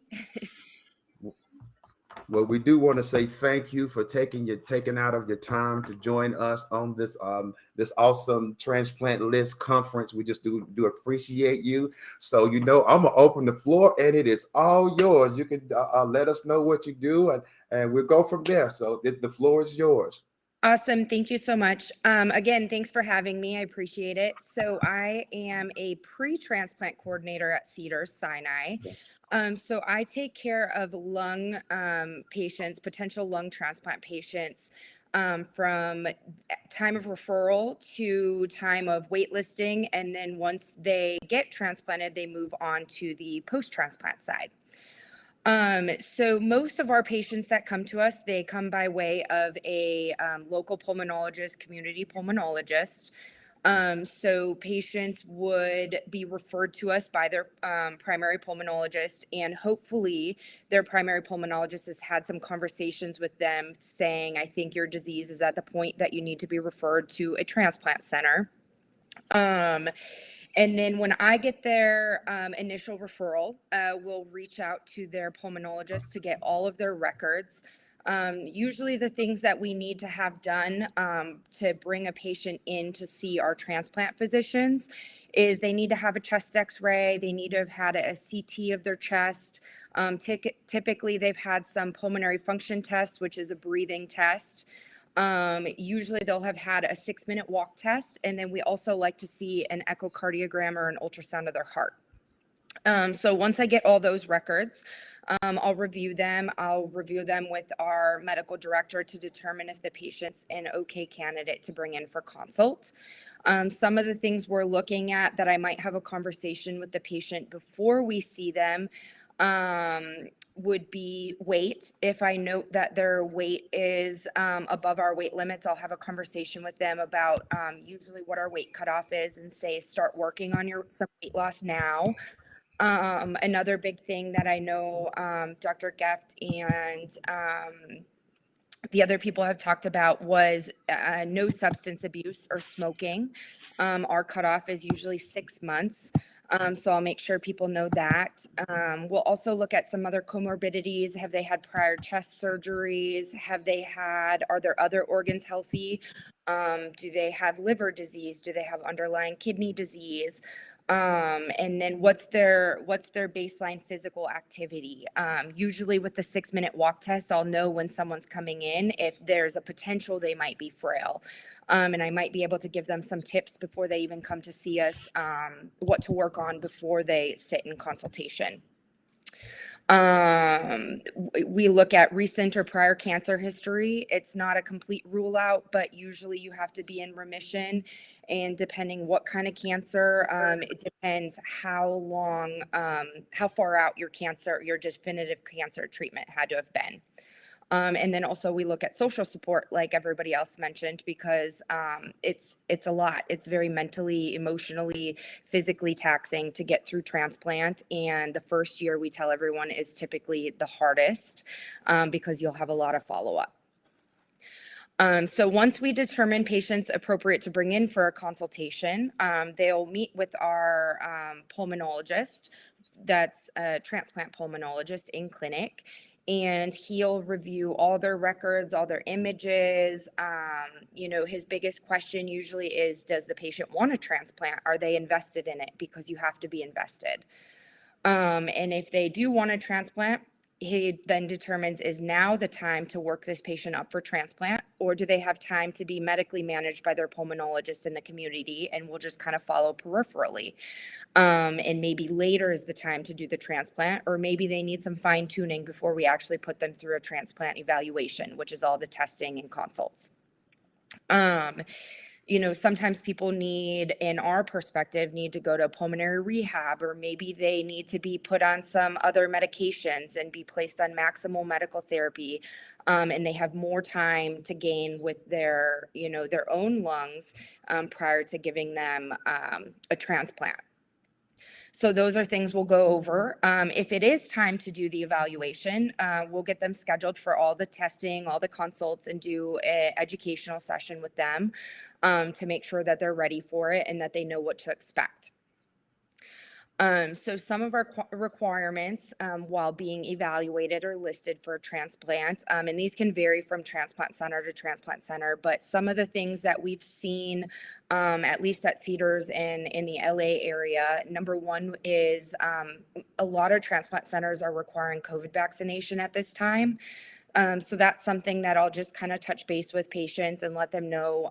They can have more discussion with our physician as well as their community transplant doctors, but it's currently a requirement for us that they're COVID vaccinated and up to date on their COVID booster. Another thing that everybody else had talked about too is compliance is huge. And it's not one missed appointment or one canceled appointment. It's habitual. You've shown a pattern of non-compliance. It would be extremely concerning. Attend all your appointments, get all your lab draws, your scheduled testing, stay up to date on your cancer screenings. Absolutely no substance abuse while waitlisted. And like I said, or within 6 months. Patients with known history of substance abuse, will ask that they sign an abstinence agreement. And then if patients are just aware that at any time we're free to drug test if needed. So that can come at any time. And if they are active on the wait list, there's the potential that they could be made inactive for any positive drug abuse. I don't know if all programs are like this, but for sure at Cedars, we also ask our patients to be off all narcotics prior to waitlisting and for the entire time that they are waitlisted. If they need a referral to pain management or something like that, if they have chronic pain issues, we'll help them do that. And one of the reasons is just surgically, it's hard to manage patients' pain post-transplant if they're on a significant amount of narcotics pre-transplant. Wow. So that's kind of the reason behind that. We ask patients that they stay active. In lung transplant, we test frailty in 2 separate ways because all of our patients are typically come to us on oxygen. So we know that like the 6-minute walk test, when patients to determine how far they can get in 6 minutes, sometimes they're super limited because they might desat to the 80s or 70s or even lower. And they don't tolerate it. So we do something called a short physical. And what that is it's there's a sit to stand portion, there's a balance portion, and then there's a short walking distance, which is a 3 meter, and then we test gait speed. And so that in that way, we can test patients that are physically strong enough for transplant, but they maybe can't get as far as what our cutoff is for the 6-minute walk test. So some of those patients, I'll tell them, some ways to get stronger at home if they can't walk around the block because their oxygen requirements are 8 to 10 liters, is I'll tell them practice sit to stands, use your kitchen chair, put it up against a wall and just practice standing up, sitting down, using your thigh muscles and not using your hands to stand up. And, that's the biggest way that you can show that you're physically strong enough. Some of the other things that we look at, age, we do transplant. We did transplant a 79-year-old this year. But typically, greater than 75 patients need to be in like pretty pristine health. They have to have a healthy heart. They have to be active. Not a lot of other comorbidities for us to do, someone of that age. Weight, our BMI cutoff is, sometimes in lung transplant, we have patients that are actually don't weigh enough because they're burning so many calories just by breathing. Wow. So if their BMI is less than 17, we do talk to them about alternative options. We'll refer them to our dietitian. She can talk to them about short, frequent meals, high calorie meals. We can also talk about the possibility of placing a feeding tube so that they can get enough calories in because they're physically burning so many calories. Some of the other things that we look at would be, like we had said, social support. So we have a social worker that works specifically with our team. And one of the other things I just wanted to mention is, for people that might lack caregiver support, or maybe their caregivers have to work full time or they have kids or whatnot, our social worker is great at going through like FMLA paperwork or leave of absence, or helping you look at your company's policies to determine if you could get an extended leave and not lose your job. So that was just one other thing that I wanted to mention about that. Some of the other things that we tell patients just to stay most prepared while they're waitlisted would be to stay up to date on all their vaccinations. In lung transplant, it's very important that patients are getting flu vaccinated, pneumonia vaccinated, because the simple flu or pneumonia that maybe some of us, we'd still be able to function and we would just feel a little bit ill. Some of those random respiratory viruses that kids carry or that they can pick up, like RSV, that can really, really put somebody with underlying lung disease in the hospital or even cause them to pass away. So we just tell patients to stay up to date on all their immunizations. Another thing is post-transplant, when patients are super immunocompromised, immunizations aren't as effective once they're given after transplant. It's more effective if they get them pre-transplant. So we always recommend patients get hepatitis B vaccinated, shingles vaccinations, outside of just the flu, pneumonia, and COVID boosters. Also being up to date on their immunizations, it decreases their chances of being hospitalized prior to transplant. Like I said, they'll be immunocompromised post-transplant and at higher risk for infection. So some of the options we offer patients to stay active, specifically in lung transplant, is we can always refer our patients to pulmonary rehab, or we might require them to go to pulmonary rehab so that way they can exercise under the supervision of a respiratory therapist and a nurse, and under the direction of a physician. And that a lot of our patients love pulmonary rehab because it gets them out of their homes and it gives them confidence to move around with oxygen. Because a lot of our patients that are on oxygen, they feel very restricted because they have the fear of what happens if I run out of oxygen, what happens if, my tank stops working when I'm, 2 blocks from my house. So they teach them breathing exercises, they give them their confidence back. And, when their muscles are stronger, they're using less oxygen consumption. So they'll feel better, even though their lung condition isn't getting any better. Some patients that can't get out and about, we say stationary bikes, resistance bands. And like I had said before, just practicing sit to stands from your kitchen chair is another way to keep patients active. And also staying active, it helps with mental health as well. So most of our patients feel a lot better after going and talking to other patients. And usually in pulmonary rehab, they're able to connect with other patients who've gone through what they've gone through. Or maybe our post-transplant, and can show them, what there is to look forward to, because we send all of our patients to pulmonary rehab post-transplant as well. I had kind of talked about maintaining a healthy weight. We can always refer to a dietitian. If you need weight loss, caloric deficit, to decrease your weight. If underweight, like I had said, just high calorie meals. We can talk about the possibility of a feeding tube. And then we've also, for patients that are overweight, we have consulted with a weight loss doctor who can talk to them a little bit about their management.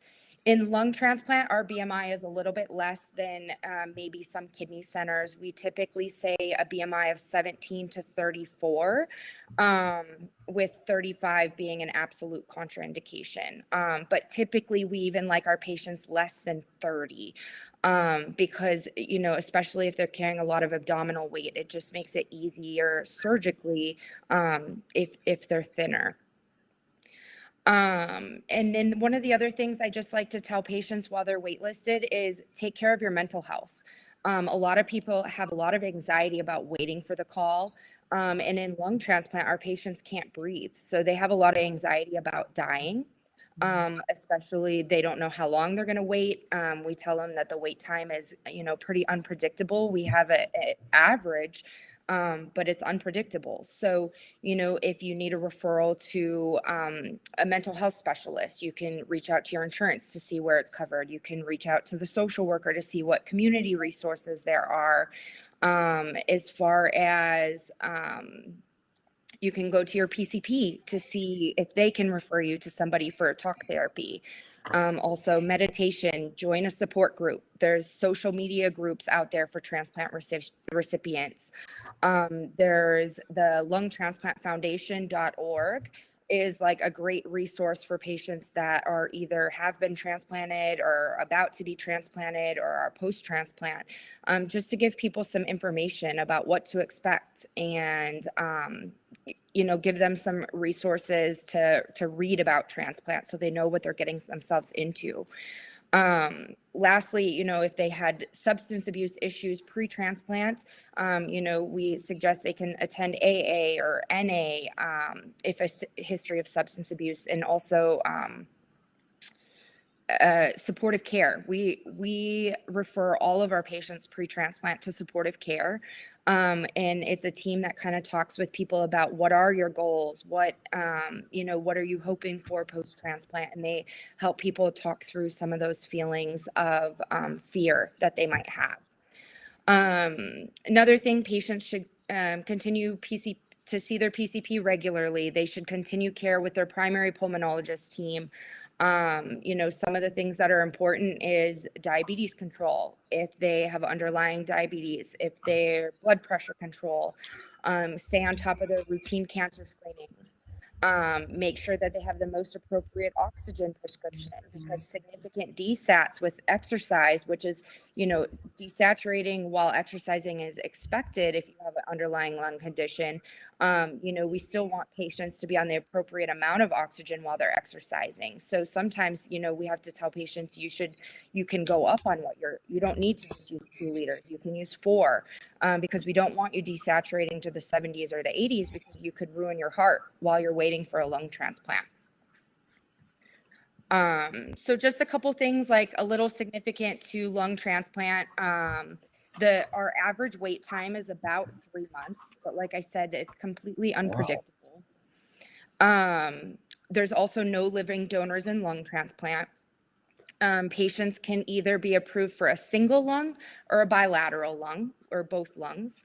And that's dependent on a couple of things. It can be dependent on age, and it can also be dependent on, underlying procedures. If they had like some kind of surgical procedure on one side, or if they've had a CABG or open heart surgery, that might only make them a candidate for one lung, because they can't go back into the other side. Wow. Also, we do dual organ. So if patients have underlying kidney disease, somebody could get a lung kidney. And like Dr. Geft had said, it would go based on where they are on the lung list. So they wouldn't, wait for a kidney donor and then be transplanted with a lung. The Hep C positive donors, we also do that with patients' consent. And like Dr. Geft had mentioned, it's treatable and it's curable, but we go over all of that with patients as well. Some other things specific to Cedars is we offer what's called a bloodless lung transplant. And what that means is people who do not accept blood products. Typically, we've seen most people with like Jehovah's Witness of that religion, they do not accept blood products. So we do offer a bloodless lung transplant, but there's some other restrictions with that. You would have to have, we would check hemoglobin and hematocrit to make sure that those were appropriate numbers going in. So that way, we know that we're doing it safely. Another thing too, specific to Cedars, is we do offer lung transplants to patients that are HIV positive. So we do lung transplant on patients who are HIV. Usually their HIV has to be very well controlled. And then some of the new things coming to us surgically is we do a minimally invasive lung transplant. So one of our surgeons that came to us a couple of years ago brought with him this surgical technique. And so the actual incision size is about the size of a credit card. And so it would be on both sides, and it's just under, just under breasts in a woman, or in under the pecs in a man. And it's shown that patients have better controlled pain post-op, and also it has shown that we have shorter hospital stays, so patients are staying in the hospital less. And then lastly, I just want to tell everybody that always, always, always, you would want to keep your transplant team up to date with any insurance changes, if you're hospitalized, if you've gotten any blood transfusions, because that can affect antibodies in your blood, if you've had a change of address, if you're having any social or financial issues that could affect your ability to make it to the hospital for transplant. We always want to be up to date on this, because, we can't help you if we don't know what's going on. And then I always like to tell people is that the first year after transplant is the hardest and the most challenging. And after that, hopefully it gets easier over time and less appointments and back to a more normal lifestyle. But in that first year with lung transplant, we make so many changes in patients' medications to make sure that they have the appropriate use of immunosuppression.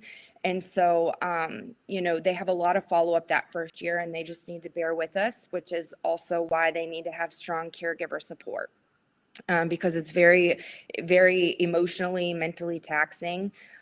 We require our patients to have 2 caregivers, a primary caregiver and a backup caregiver, that we ask that they're available 24/7 for up to 6 to 10 weeks post-transplant. At least. And that's just because we know it takes a lot, it takes a lot of people to get somebody through transplant those first couple of weeks. And then lastly, we ask that our patients live locally, usually up to 1 year post-transplant, but we say usually within that first 3 months, we ask patients to live pretty close to the hospital. So that way we can see them frequently, and if they're not feeling well, we can get them care really quickly. And that's it. If you guys have any questions. Okay. I'm gonna say this before I get into my questions. Shirley Brill, she put up a comment, said I had a double lung transplant May the 6th, 2008, a perfect match, and haven't been admitted to the hospital since. So Shirley, if you're still watching, we celebrate you for that. Is just absolutely remarkable. I want to say, Jody, your presentation is so awesome and it was so thorough. I'm gonna say this every time I would write a question, then you would answer it. I'll write a question and then you would answer it. I mean, you are absolutely awesome. And something about, I've never had a chance to interview a coordinator, and I just want to tell you personally, I appreciate you because your job is basically the glue, because you're the one that, I think of the like a spider, the center of the spider, but then you have all these legs just going out because you're touching the patient, you're touching the patient's doctor, you're touching the transplant doctor, you're touching those when they're doing therapy. I mean, you're like keeping it all together. And so on behalf of all of us who've had transplants, I just want to tell you thank you for the job that you do. That is absolutely awesome. But one question that I do have, and I want to put this, because I mean, you really, I was marking out all my questions, but I have a question dealing with COVID. How has COVID affected lung transplant? That's what I wanted to ask. Sure. So that's actually a really great question. That's kind of why lung transplant specifically is so special to me, because I worked in the COVID ICU in New York at the height of the pandemic. So it's nice to see that we're actually transplanting these patients now. So we did have an uptick, I would say, in our inpatient transplants. So we would get a lot of referrals and transfer patients to Cedars with COVID, and a lot of those patients were very, very sick at time of transplant, but their outcomes have been phenomenal. I think we have done 23 COVID related transplants. And in the future, there'll be more to come, because we are seeing a lot of patients in consult that are, long haul. They were admitted at the beginning of COVID, and now they have, underlying pulmonary fibrosis. And so time will tell. I think time will tell, but we are transplanting patients that have lung disease because of COVID, and they're doing well post-transplant. Okay, that's awesome. I guess it's not a question, because I wanted, because you answered everything very thorough, but I want to ask a question on the people who are not yet at the place for transplant, because one thing that you brought up, and I had the questions, because breathing affects everything when you Mm-hmm. affects walking, talking, and I'm thinking exercise, even eating. I mean, you got to breathe to eat and drink water. And my mind was just going on and on and on. So for the people who are not there yet, my question is there a website, or is there a way that they can find out more about these two things, more about breathing technique, and also more about the bloodless lung transplant? I've never heard of that before. And I mean, maybe I'm just dumb to the fact of it, but is there somewhere that they can find out more information on breathing techniques and the bloodless lung transplant? I just thought that was awesome. So I think the best place to learn about breathing techniques is really to go to pulmonary rehab. So, if they haven't gotten to a transplant center, they can ask their primary pulmonologist for a referral to pulmonary rehab. The actual website that we use is, because we're based in California, is there's a California Pulmonary Rehab website, and it tells you the locations of all the pulmonary rehabs. So I'll tell patients, if they don't live close to Cedars and they don't want to do pulmonary rehab at Cedars, I tell them, look at this list and let me know which one is closest to your home. So it's convenient for you because it's going to be 2 or 3 days a week.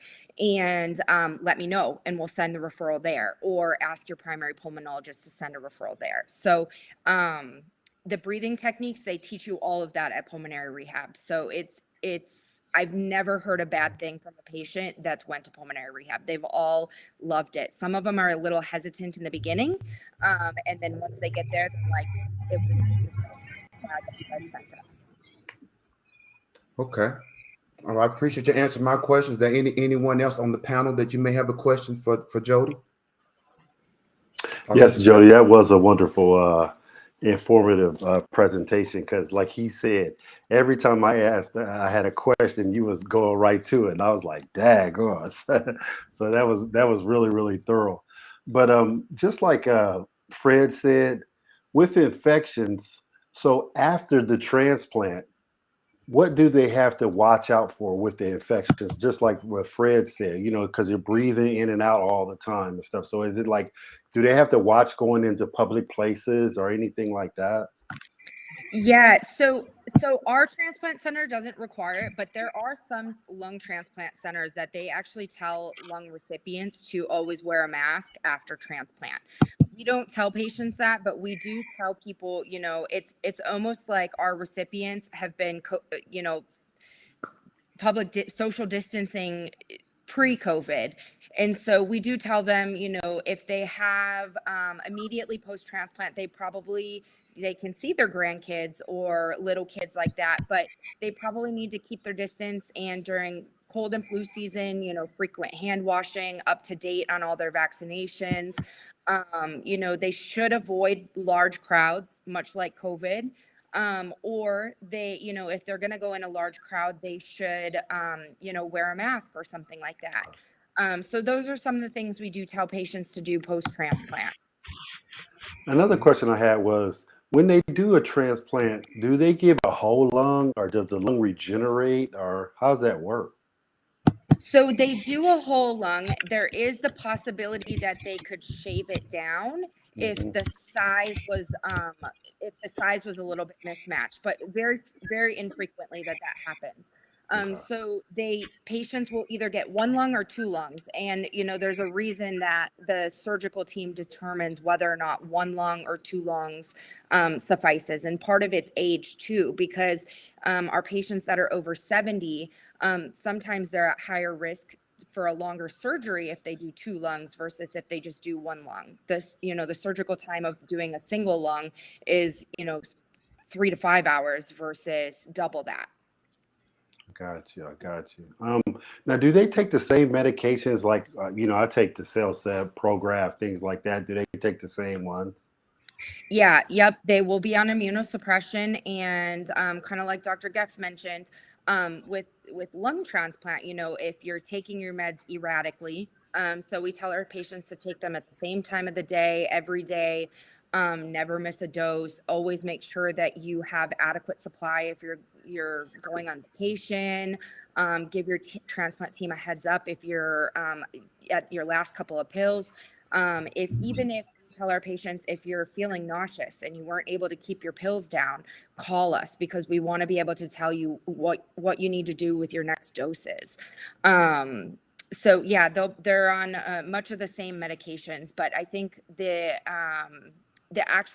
levels that we're looking for is probably a little bit different with lung transplant than with some of the other transplants. Okay. Thank you so much. I appreciate that. Like I said, you were so thorough. Those are the only questions I had, because you killed the game. She did. Philip Jones. Philip has a question.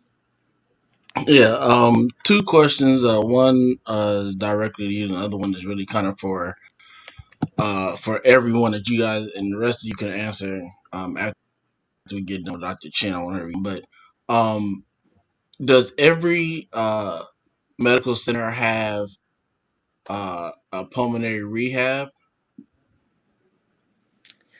I'm not sure on the answer to that. Cedars does have a pulmonary rehab. And the one barrier with pulmonary rehab is I don't think that there's enough of them. Because frequently our patients will end up being on a long wait list. So they might not be able to be seen for like a month or 2 months or something like that. But I'm not sure about all the other centers if they have their own pulmonary rehab. Ours does. And frequently they'll try to squeeze our transplant patients in. Like if I have a patient that's frail and I suspect we might be able to list them or move forward with listing them, I can usually work directly with them and be like, can you get my patient in for like a cancellation or something like that? Because being listed is really dependent on them getting stronger and seeing you. And so usually they'll be able to work a little bit of magic.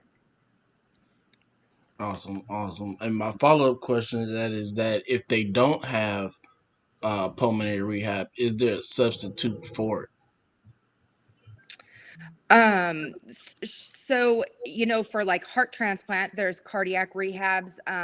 It doesn't necessarily have to be pulmonary rehab. They could even work with, some of our patients are actually too sick to even go to a center for pulmonary rehab. So we'll order home physical therapy.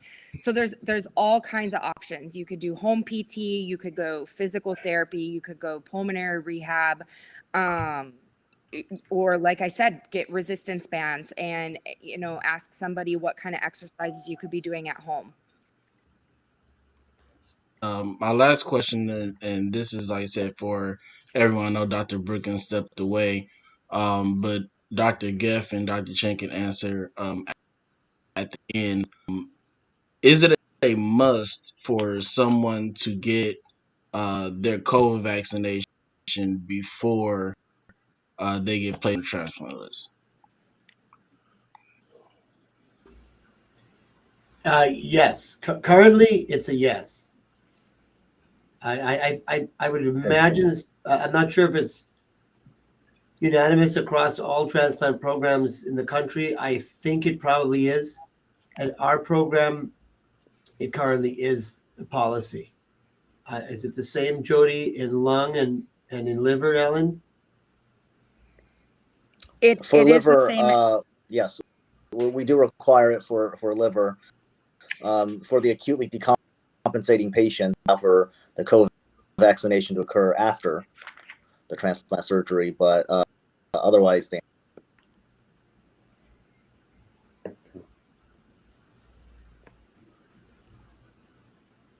All right. Jonathan? I think Jody needs to answer the question too. Oh, so in lung at Cedars-Sinai, yes. And I do know that a lot of lung centers, just from like patients that have called me request or inquiring about our COVID vaccination policy, a lot of lung centers are currently requiring it, but it's completely up to every center. But Cedars-Sinai, it's a requirement. Ah, that's good. That's good. It looks like Dr. Brookins wrote that they do require it, and they're even doing testing while on the wait list. Wow, that's good. Jonathan, I believe you had a question. Yes, I do. Great presentation, Jody. Thanks for doing that tonight. And my question is on the level of immunosuppression. As you know, the immunosuppressants such as like tacrolimus, CellCept, as we know, as kidney patients, that they're actually been known to be actually nephrotoxic as well. So I was just wondering how high of a level of Prograf CellCept, if that's what you're using for lung transplant, how high of a level do you guys normally start with a fresh patient? So I can't speak to specific levels because I have never worked in post-transplant with our team, but I can tell you that over time, so after a patient's a year out, 2 years out, they do go down on their their acceptable level. So in the beginning, post-transplant patients are at that higher level of acceptable. And then over time, as their transplant, and if they haven't had rejection and they haven't had any issues, they'll start backing off on it and letting the acceptable normal be a little bit lower than in that first year. Yeah, Okay, thank you. In heart transplant, we aim for, generally speaking, we aim for a level of 10 to 15 for the first month. And then we drop it down to like 8 to 12 or so for the second and third months. And then long term, basically, we maintain them around 5 to 10. That's sort of the maintenance level, 5 to 10. It depends. If they end up with infectious issues, we drop it even lower. If they end up with cancer, we drop it even lower. If they end up, so, but that's general policy.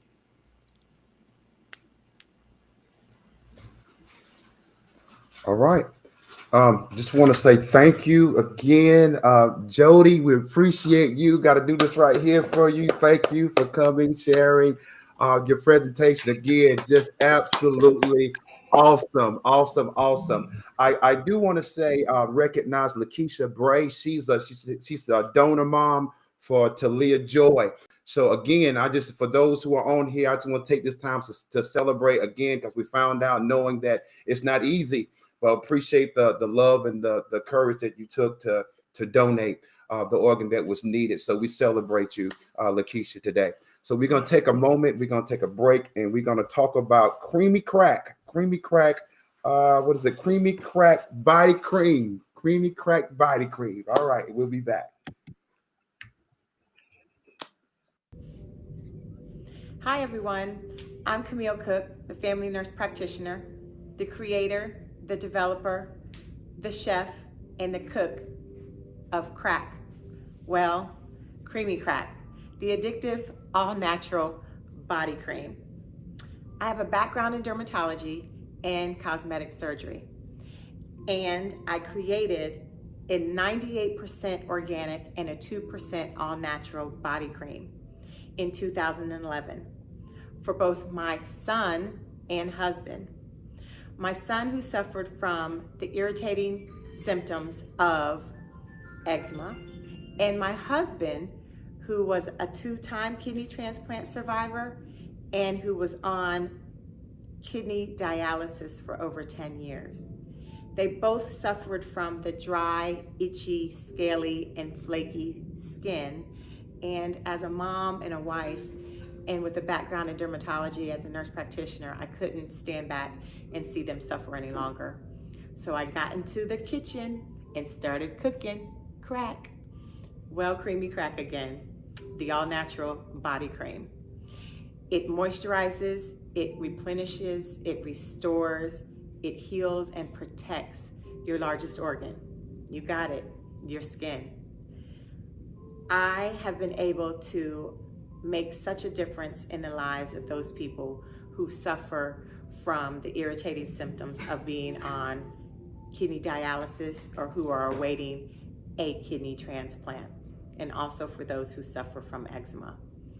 Those people or individuals have suffered way too long and tried too many things to help their skin come back to life.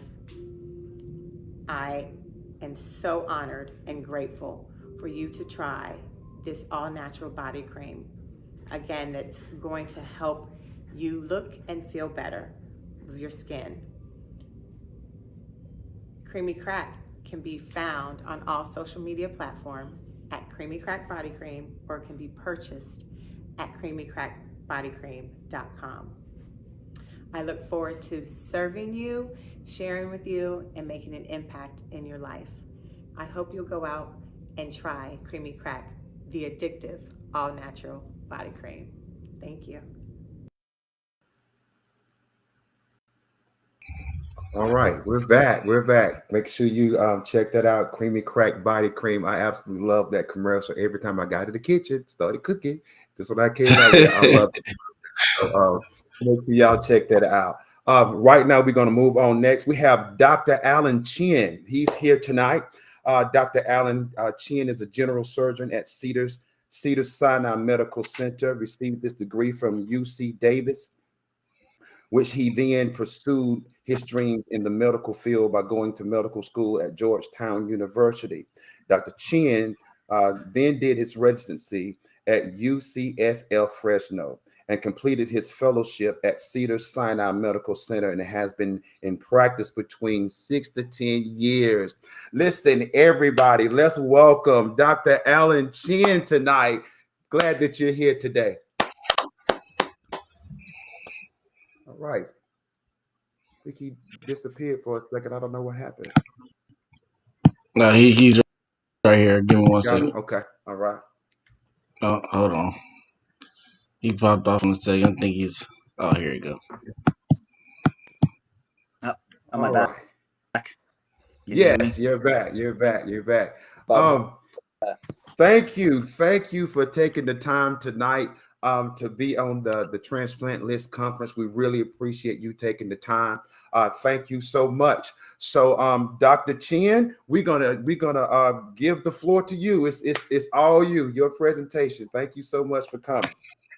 Thank you guys so much for having me. I'm more than happy to come here and chat with are interested in liver transplant, and ways that you can maintain your status. I think you guys are doing a great thing here. When it comes to liver disease, it comes usually in about 2 flavors. Okay, you get very sick and you're called decompensating. You're decompensated, so you need to get a liver transplant as soon as possible. These patients are usually in the hospital to get their work quickly, and they need to get a liver. I imagine for most of the patients, this talk would be for the other kind of patients who need a liver, and that's a chronic liver disease in the outpatient setting. And what you would do is, it's a lot of been addressed, which is you want to speak with your primary care doctor, you want your hepatologist, transplant center, and at that point, they would go ahead and get the workup. Here at Cedars-Sinai for liver transplant, it's a large team, just like transplant. We'll have a lot of people working with you, including your coordinators, your hepatologists. You need to have all of your screening, your general health screening, up to date. So if you have a colonoscopy, if you're a woman, you need to have your mammogram if you're greater than 40. And you also need to have your gynecological pap smear, because after transplant, you are particularly high risk for cancer from immunosuppressor, that your risk for cancer going into transplant is as low as possible. Likewise, you need to see a cardiologist. We want to make sure your heart is okay to tolerate a transplant operation. And then what happens is there's a long screening module or timing where, for example, every 6 months you need to get it, because a lot of patients who have chronic liver disease will develop liver cancer. We constantly want to screen you. Even if you already have liver cancer, we all want to constantly be spread, and you're still within a good candidate for transplant. States the most common reason for a liver transplant about 10 to 15 years ago was alcohol has always been sort of number 2, but we're starting to see a huge rise in fatty liver, non-alcoholic steatohepatitis, also known as NASH. I think around 2000 became the number 1 cause to be listed for liver transplant, although I don't think it's a cause for transplant as of yet. But we're seeing a large rise in this, particularly because in the United States. So people who have diabetes, who are developing liver disease. So what can you do to be a good list? I think the number 1 most important message I can deliver is don't drink alcohol. Not even if your cause for liver disease is or for needing a transplant, cancer or autoimmune or something, or NASH, something that's not related to alcohol, to abstain from alcohol. A lot of times I meet patients who, they've known they've had liver disease, but that message was never delivered. And it causes a lot of problems ready for candidacy for transplant if we find out you've been drinking alcohol prior to transplant. So not even a little bit, completely abstain. If you do have a history of alcoholism, you can still be, but it's important that you stop drinking right away and you take part in things or any other support groups to help you stay free of alcohol. And this is the most important thing to keep you on the list. The second, maintain all of your appointments and your screenings as scheduled, such as the colonoscopy. All these things are important that they stay up to date. If you happen to be one of those patients who are outpatient, you're not in the hospital, you're not acutely decompensating, being up to date on all of these things help you avoid any hiccups, because what can potentially happen is sometimes we have patients who say, oh, we got a great transplant, this patient, and we find out the MRI is 18 months old, and in for an MRI, who knows if they're still a good candidate. So absolutely important to maintain your appointments, communication with your transplant coordinators. Lastly, it's also important that you maintain, I know that's would be very challenging with patients with chronic liver disease, who do well and maintain, or people who exercise routinely. Chronic liver disease, you get fatigued very quickly. So it doesn't have to be a big gym routine, marathon. Something like an 8-minute walk every single day, or climbing some stairs, is enough to kind of maintain. And likewise, if you do have fatty liver disease, trying to control your diabetes or weight is also absolutely important too. Here at Cedars-Sinai, we also have a BMI for which we can safely do a transplant. Is there any questions so far? Is there anything I can help answer? Sorry, I don't have any slides. Okay. All right. Well, we want to say thank you, Dr. Chen, for your presentation. I do have a couple of questions. This question here is because I do because of you can donate, your liver transplant. It can be pieced out, is what I was told. You can piece it out and it would grow, like you take part of the liver, not the whole liver. So my question is the percentage of live donors, is it higher than the deceased because you only take part of the liver?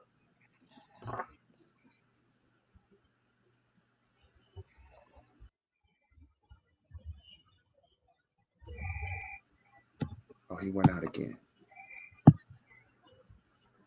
Yeah, give him a second. He'll be back. Okay. Here he is. Yeah, sorry about that. So I That's heard the fine. question. The question was transplantation from a living donor. Yes. Okay. Yes. So when there are living in the United States, it's not very frequent. I would say, by and large, the vast majority of liver transplant liver coming from a deceased donor. Often, there are some centers in the United States that do living liver donors. A very large percentage of transplant centers that perform this, and 2% of the liver from the donor. And you're absolutely right. The liver can. So there's a very large process to make sure that the person is healthy enough that they can tolerate having that portion of their liver. Okay, and you're right, it completely grows back, and we certainly have seen it before. Commercial liver transplants, and by the time they're an adult, the liver can grow. It's amazing. It's one of the 2 tissues in the body, liver and bone, are capable. Wow. Well, I got another question. Now, this may sound it's coming from me because I don't know anything about it. So this is gonna sound strange, but I want to ask this question. So if you can take the liver as partial, and this is my question. So the liver, when you transplant the liver in partial, and like you said, it matures, it grows. So my question is, so if you put the partial liver in, does it work at a smaller percentage? And then as it matures or as it grows, then it start working more as it grows? Or is it as soon as you put it in, it's just like boom, it's flowing? So as soon as you put it in, I think the better question is it working enough for the recipient? Okay. Very important. Things like a size match for liver is critically important. For size syndrome, for example, is a condition where someone can't be transplanted a liver that's got a whole liver and it's a good functioning working liver, but it may not have mass to support the person giving. So having a matched sized organ is very so when we do these partial liver transplants, we always need to make sure that liver that's too small that will not be able to sustain for the recipient. He went out, Philip, for a second there.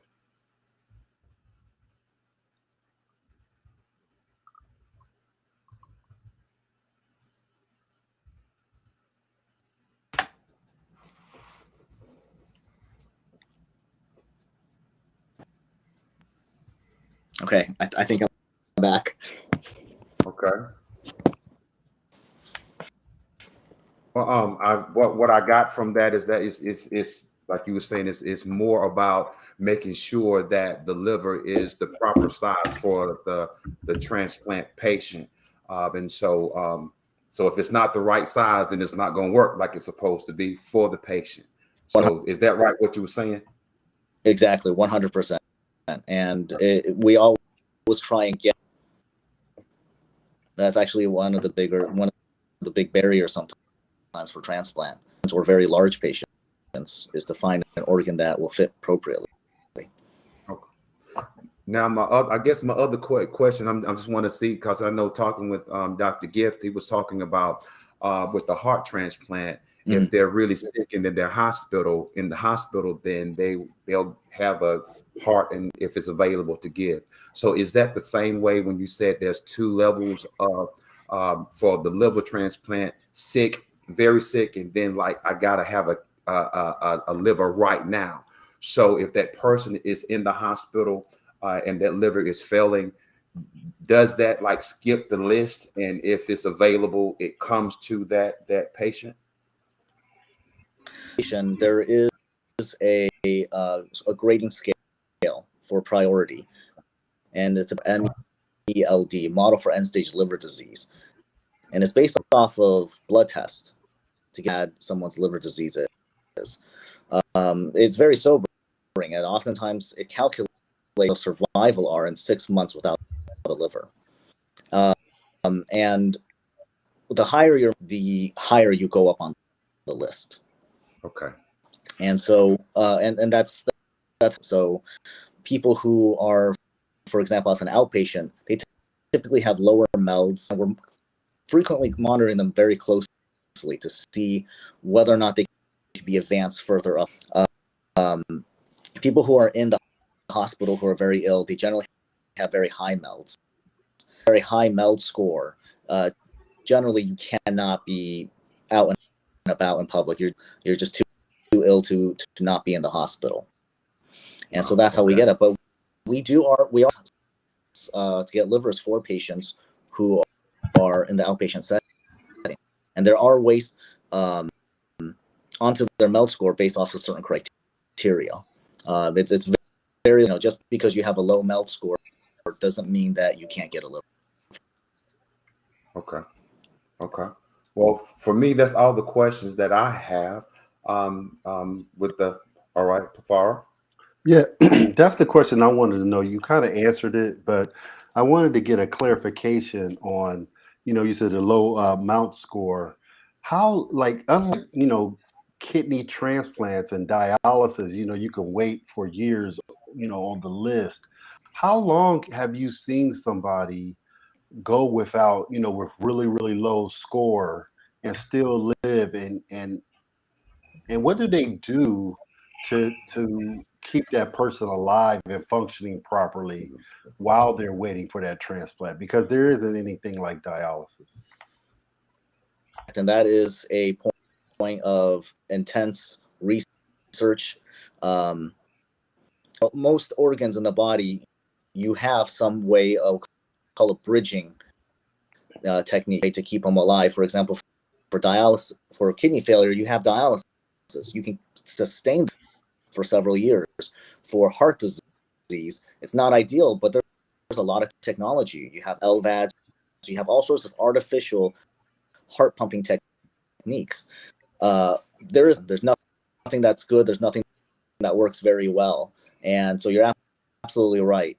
And I've never seen anyone on this wait list for more than 2 years of a liver, Okay. and you get listed for transplant. You need to get one. And for example, MELD score of 30 points, which is considered very high in states and where you are, in which transplant.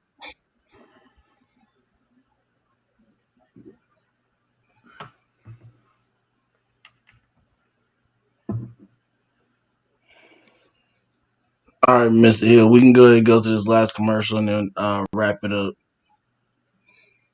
Okay. All right. Well, the last commercial that we have, let me make sure I got this right. Looking in here. I don't have another commercial. Creamy Crack was the last one. It was the question. Yeah, remember Oh, my bad. The why not? My bad. I apologize. I totally apologize. I'm so sorry for that, man. Please forgive me. We got a closing break from the Why Not Foundation. I do apologize. I was looking at that versus the my what you said. It's all good. It's all right. Nobody's perfect, brother. All right. Thank you. All right, we'll be right back.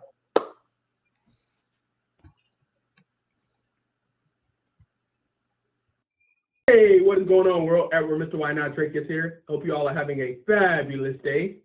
I just got on here real quick just to ask you all to please consider supporting the Why Not Foundation annual Why Not Impact Lives holiday drive, where we go across the country delivering gift bags to pediatric transplant patients and families at various treatment facilities and hospitals. And this year, we'll be adding a little extra seasoning by treating families to dinner. We'll be giving them gift cards so they can go out and buy turkey, some ham, chicken, whatever they're into, and just bring their families together. Because, you know, we're all about connecting and bringing families together and brightening the lives of people. So I ask you all to please consider supporting us by visiting www.whynot.org, spelled YNOTT.org, to make a donation to our holiday drive session. And also, I ask you all to follow us on all social media platforms at Why Not Connect, spelled YNOTTCONNECT. And just like my hat say, just believe, and I'm trusting, believing that you all will support our efforts this year and help us impact and brighten the lives of many people. Why not? Have a great day, and God bless. Take care. Oh, that was good. That was good. Why Not Foundation? Why not you? So that's when you're looking at now.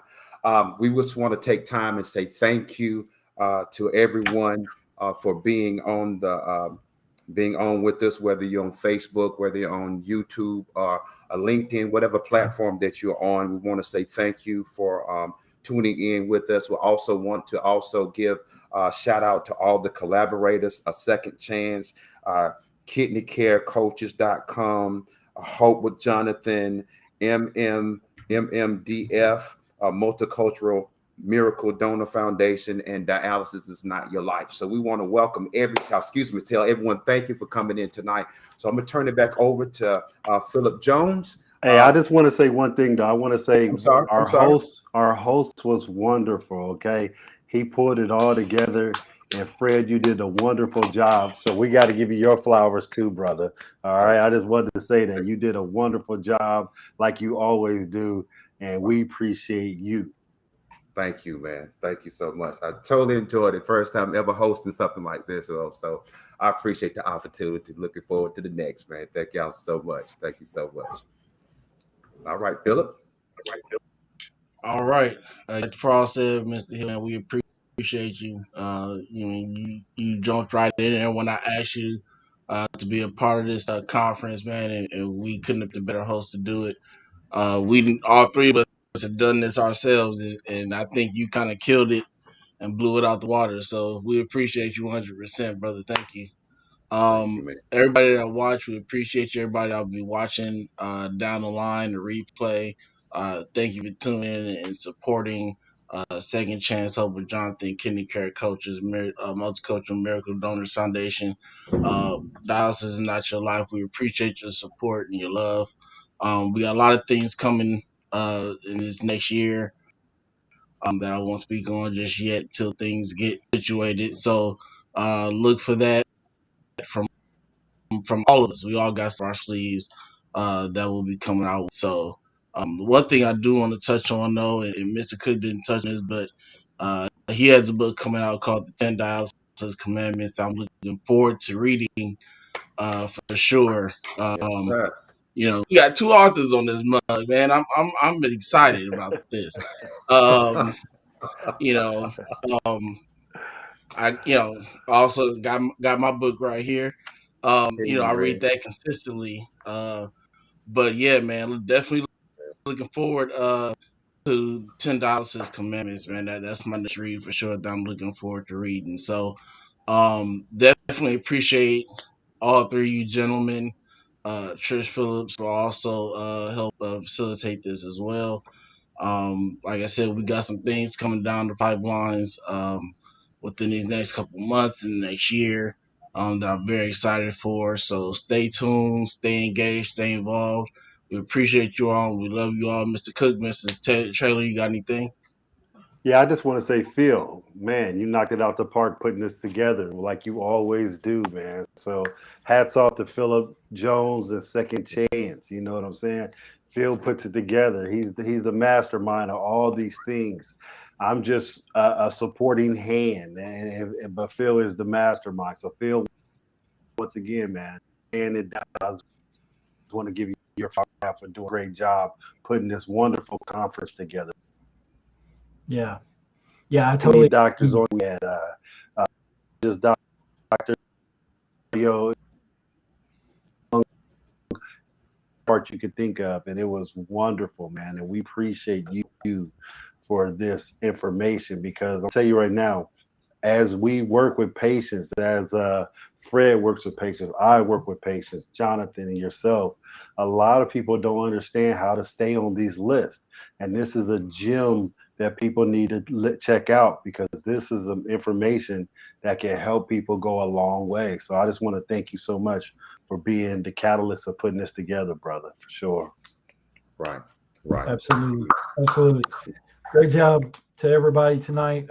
Everyone from our hosts to the panelists, all the doctors. Another amazing conference. And again, my hats off goes to Phil for all the hard work that he puts into this. A lot of passion, and just sitting back and watching him continue to grow and evolve with his podcast. It's amazing. And Philip, man, just keep doing. And Tafaro and Fred, you guys just continue to grow and evolve and do great things. And I'm proud to be a part of it. So thanks again for inviting me. Hey, the Phillies mutual to all you guys. Yes, sir. Yes, sir. Definitely, definitely. I want to state this since we giving out flowers. I want to give my flowers to Jonathan because what most of the people don't know is that when I started doing podcasts, the first person I reached out to was Jonathan, and without a doubt, he helped me every step of the way. With every question that I ever gave him, he had an answer for it, or he had somebody that had an answer for him. So I want to thank Jonathan and let him know that I appreciate him. It's the reason why, I've always said that the people who have been there for me are coming along this ride with me. And Jonathan's definitely been one of those people who have been there for me from the very beginning since I started saying I wanted to do a podcast and started it. I went to Jonathan and said, "Hey man, how you doing? What platform you using? What doing this, doing that?" And he answered it for me, man. And I definitely appreciate you because you are a big reason why Second Chance is moving the way it is. So thank you. I really appreciate that. I'm humbled by that, actually, Philip. And anytime you need anything, just reach out, man. I'm here for you. I Awesome. appreciate you, and I appreciate you, brothers, as well. Yes, sir. Mr. Cook on with me every week, doing the thing on the podcast, man. Fred Hill, every time I call him, the man picks up, of course, unless he on a cruise with his wife or something like that, and he Eating burgers, eating and, burgers, and he eating can't burgers. get to the phone fast. You're right, eating burgers and seafood and doing the thing without me of all things. So, but I mean, you gotta have that quality time He with your said he wife, couldn't brother. stop I eating the understand. burgers. I He said he was understand. right there every time they opened up. Like, give me what Right. you knew just what you wanted on it too, didn't you? I did, man. I did. I'm not gonna lie. I ate horrible. But when I got back, man, I got it back right. Got back in the gym, started It's cool. I think eating. it's great to just get away and eat horrible for once. Like, I don't care. I'm just going to just Yes, enjoy myself. I think I that's did. wonderful, man. Yeah. I did, man. I did. We gotta do it every once in a while. You can't live like that every day. That's the thing. You can't do it Right. every day. So do As that, long as man. it's in And get on. moderation, you good, bro. I Right, would have just right. liked to been on that cruise and watched and seen how many people he inspired.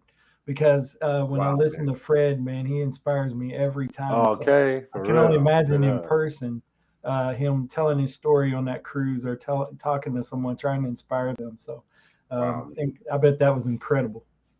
Wow, I did do it. I mean, when you go and you got to talk, and people ask you, they always ask what you do. Then it turns into something. Then you Yeah. meet people, and my daughter this, my daddy this, my cousins, and my husband. He'll be down in a minute. Could you talk to him? And so, it was one of them things. I thought my wife was gonna say, "Just be quiet, don't say nothing to nobody."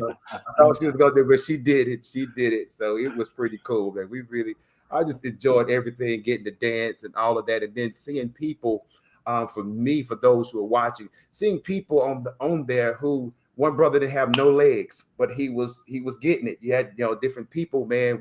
Whatever their circumstance was, And to me, I think life is too great for us not to live it. And so, regardless of whatever the circumstance, situation, whatever your excuse may be, get on. I mean, live. I don't care. It ain't got to be on the cruise, whatever you want to do. But I'm just saying, live. Don't give yourself an excuse to remain where you are. There's too much life out here, and life is waiting on you. And if you don't go get it, if you don't go live it, you're gonna remain where you are. And so, for me, I encourage everyone watching, go get life, even while you're waiting on the transplant. Still live. Still live. Yeah, I use this analogy every chance I get, really, but it seems like it just fits every time Fred opens his mouth. Um, it's your reset button. Yes, yes, it When is. you get away like that, and you take that time to just get away from your normal everyday life, it's that chance to just kind of reset, get your bearings together, to take that next step into whatever it is you're doing, whatever venture you're doing, whatever business you're in, whatever nonprofit you do, or whatever the case may be. It's just that chance to just kind of gather yourself, get it together, take that next step into whatever it is that you're doing. So that's probably one of the best shirts that I've seen in a long time is reset, because it fits pretty much everything. So again, gentlemen, I appreciate you all for being on today. I know it's a little later on pretty much everybody's side. It's only almost 6 o'clock on this side, so I can go out and party if I want to. But Right, right. so again, gentlemen, thank you very much. Definitely looking forward to planning the next conference that we have coming up. And you all have a wonderful and blessed night. All right, you gotta be blessed, man. All right, bye bye. Peace.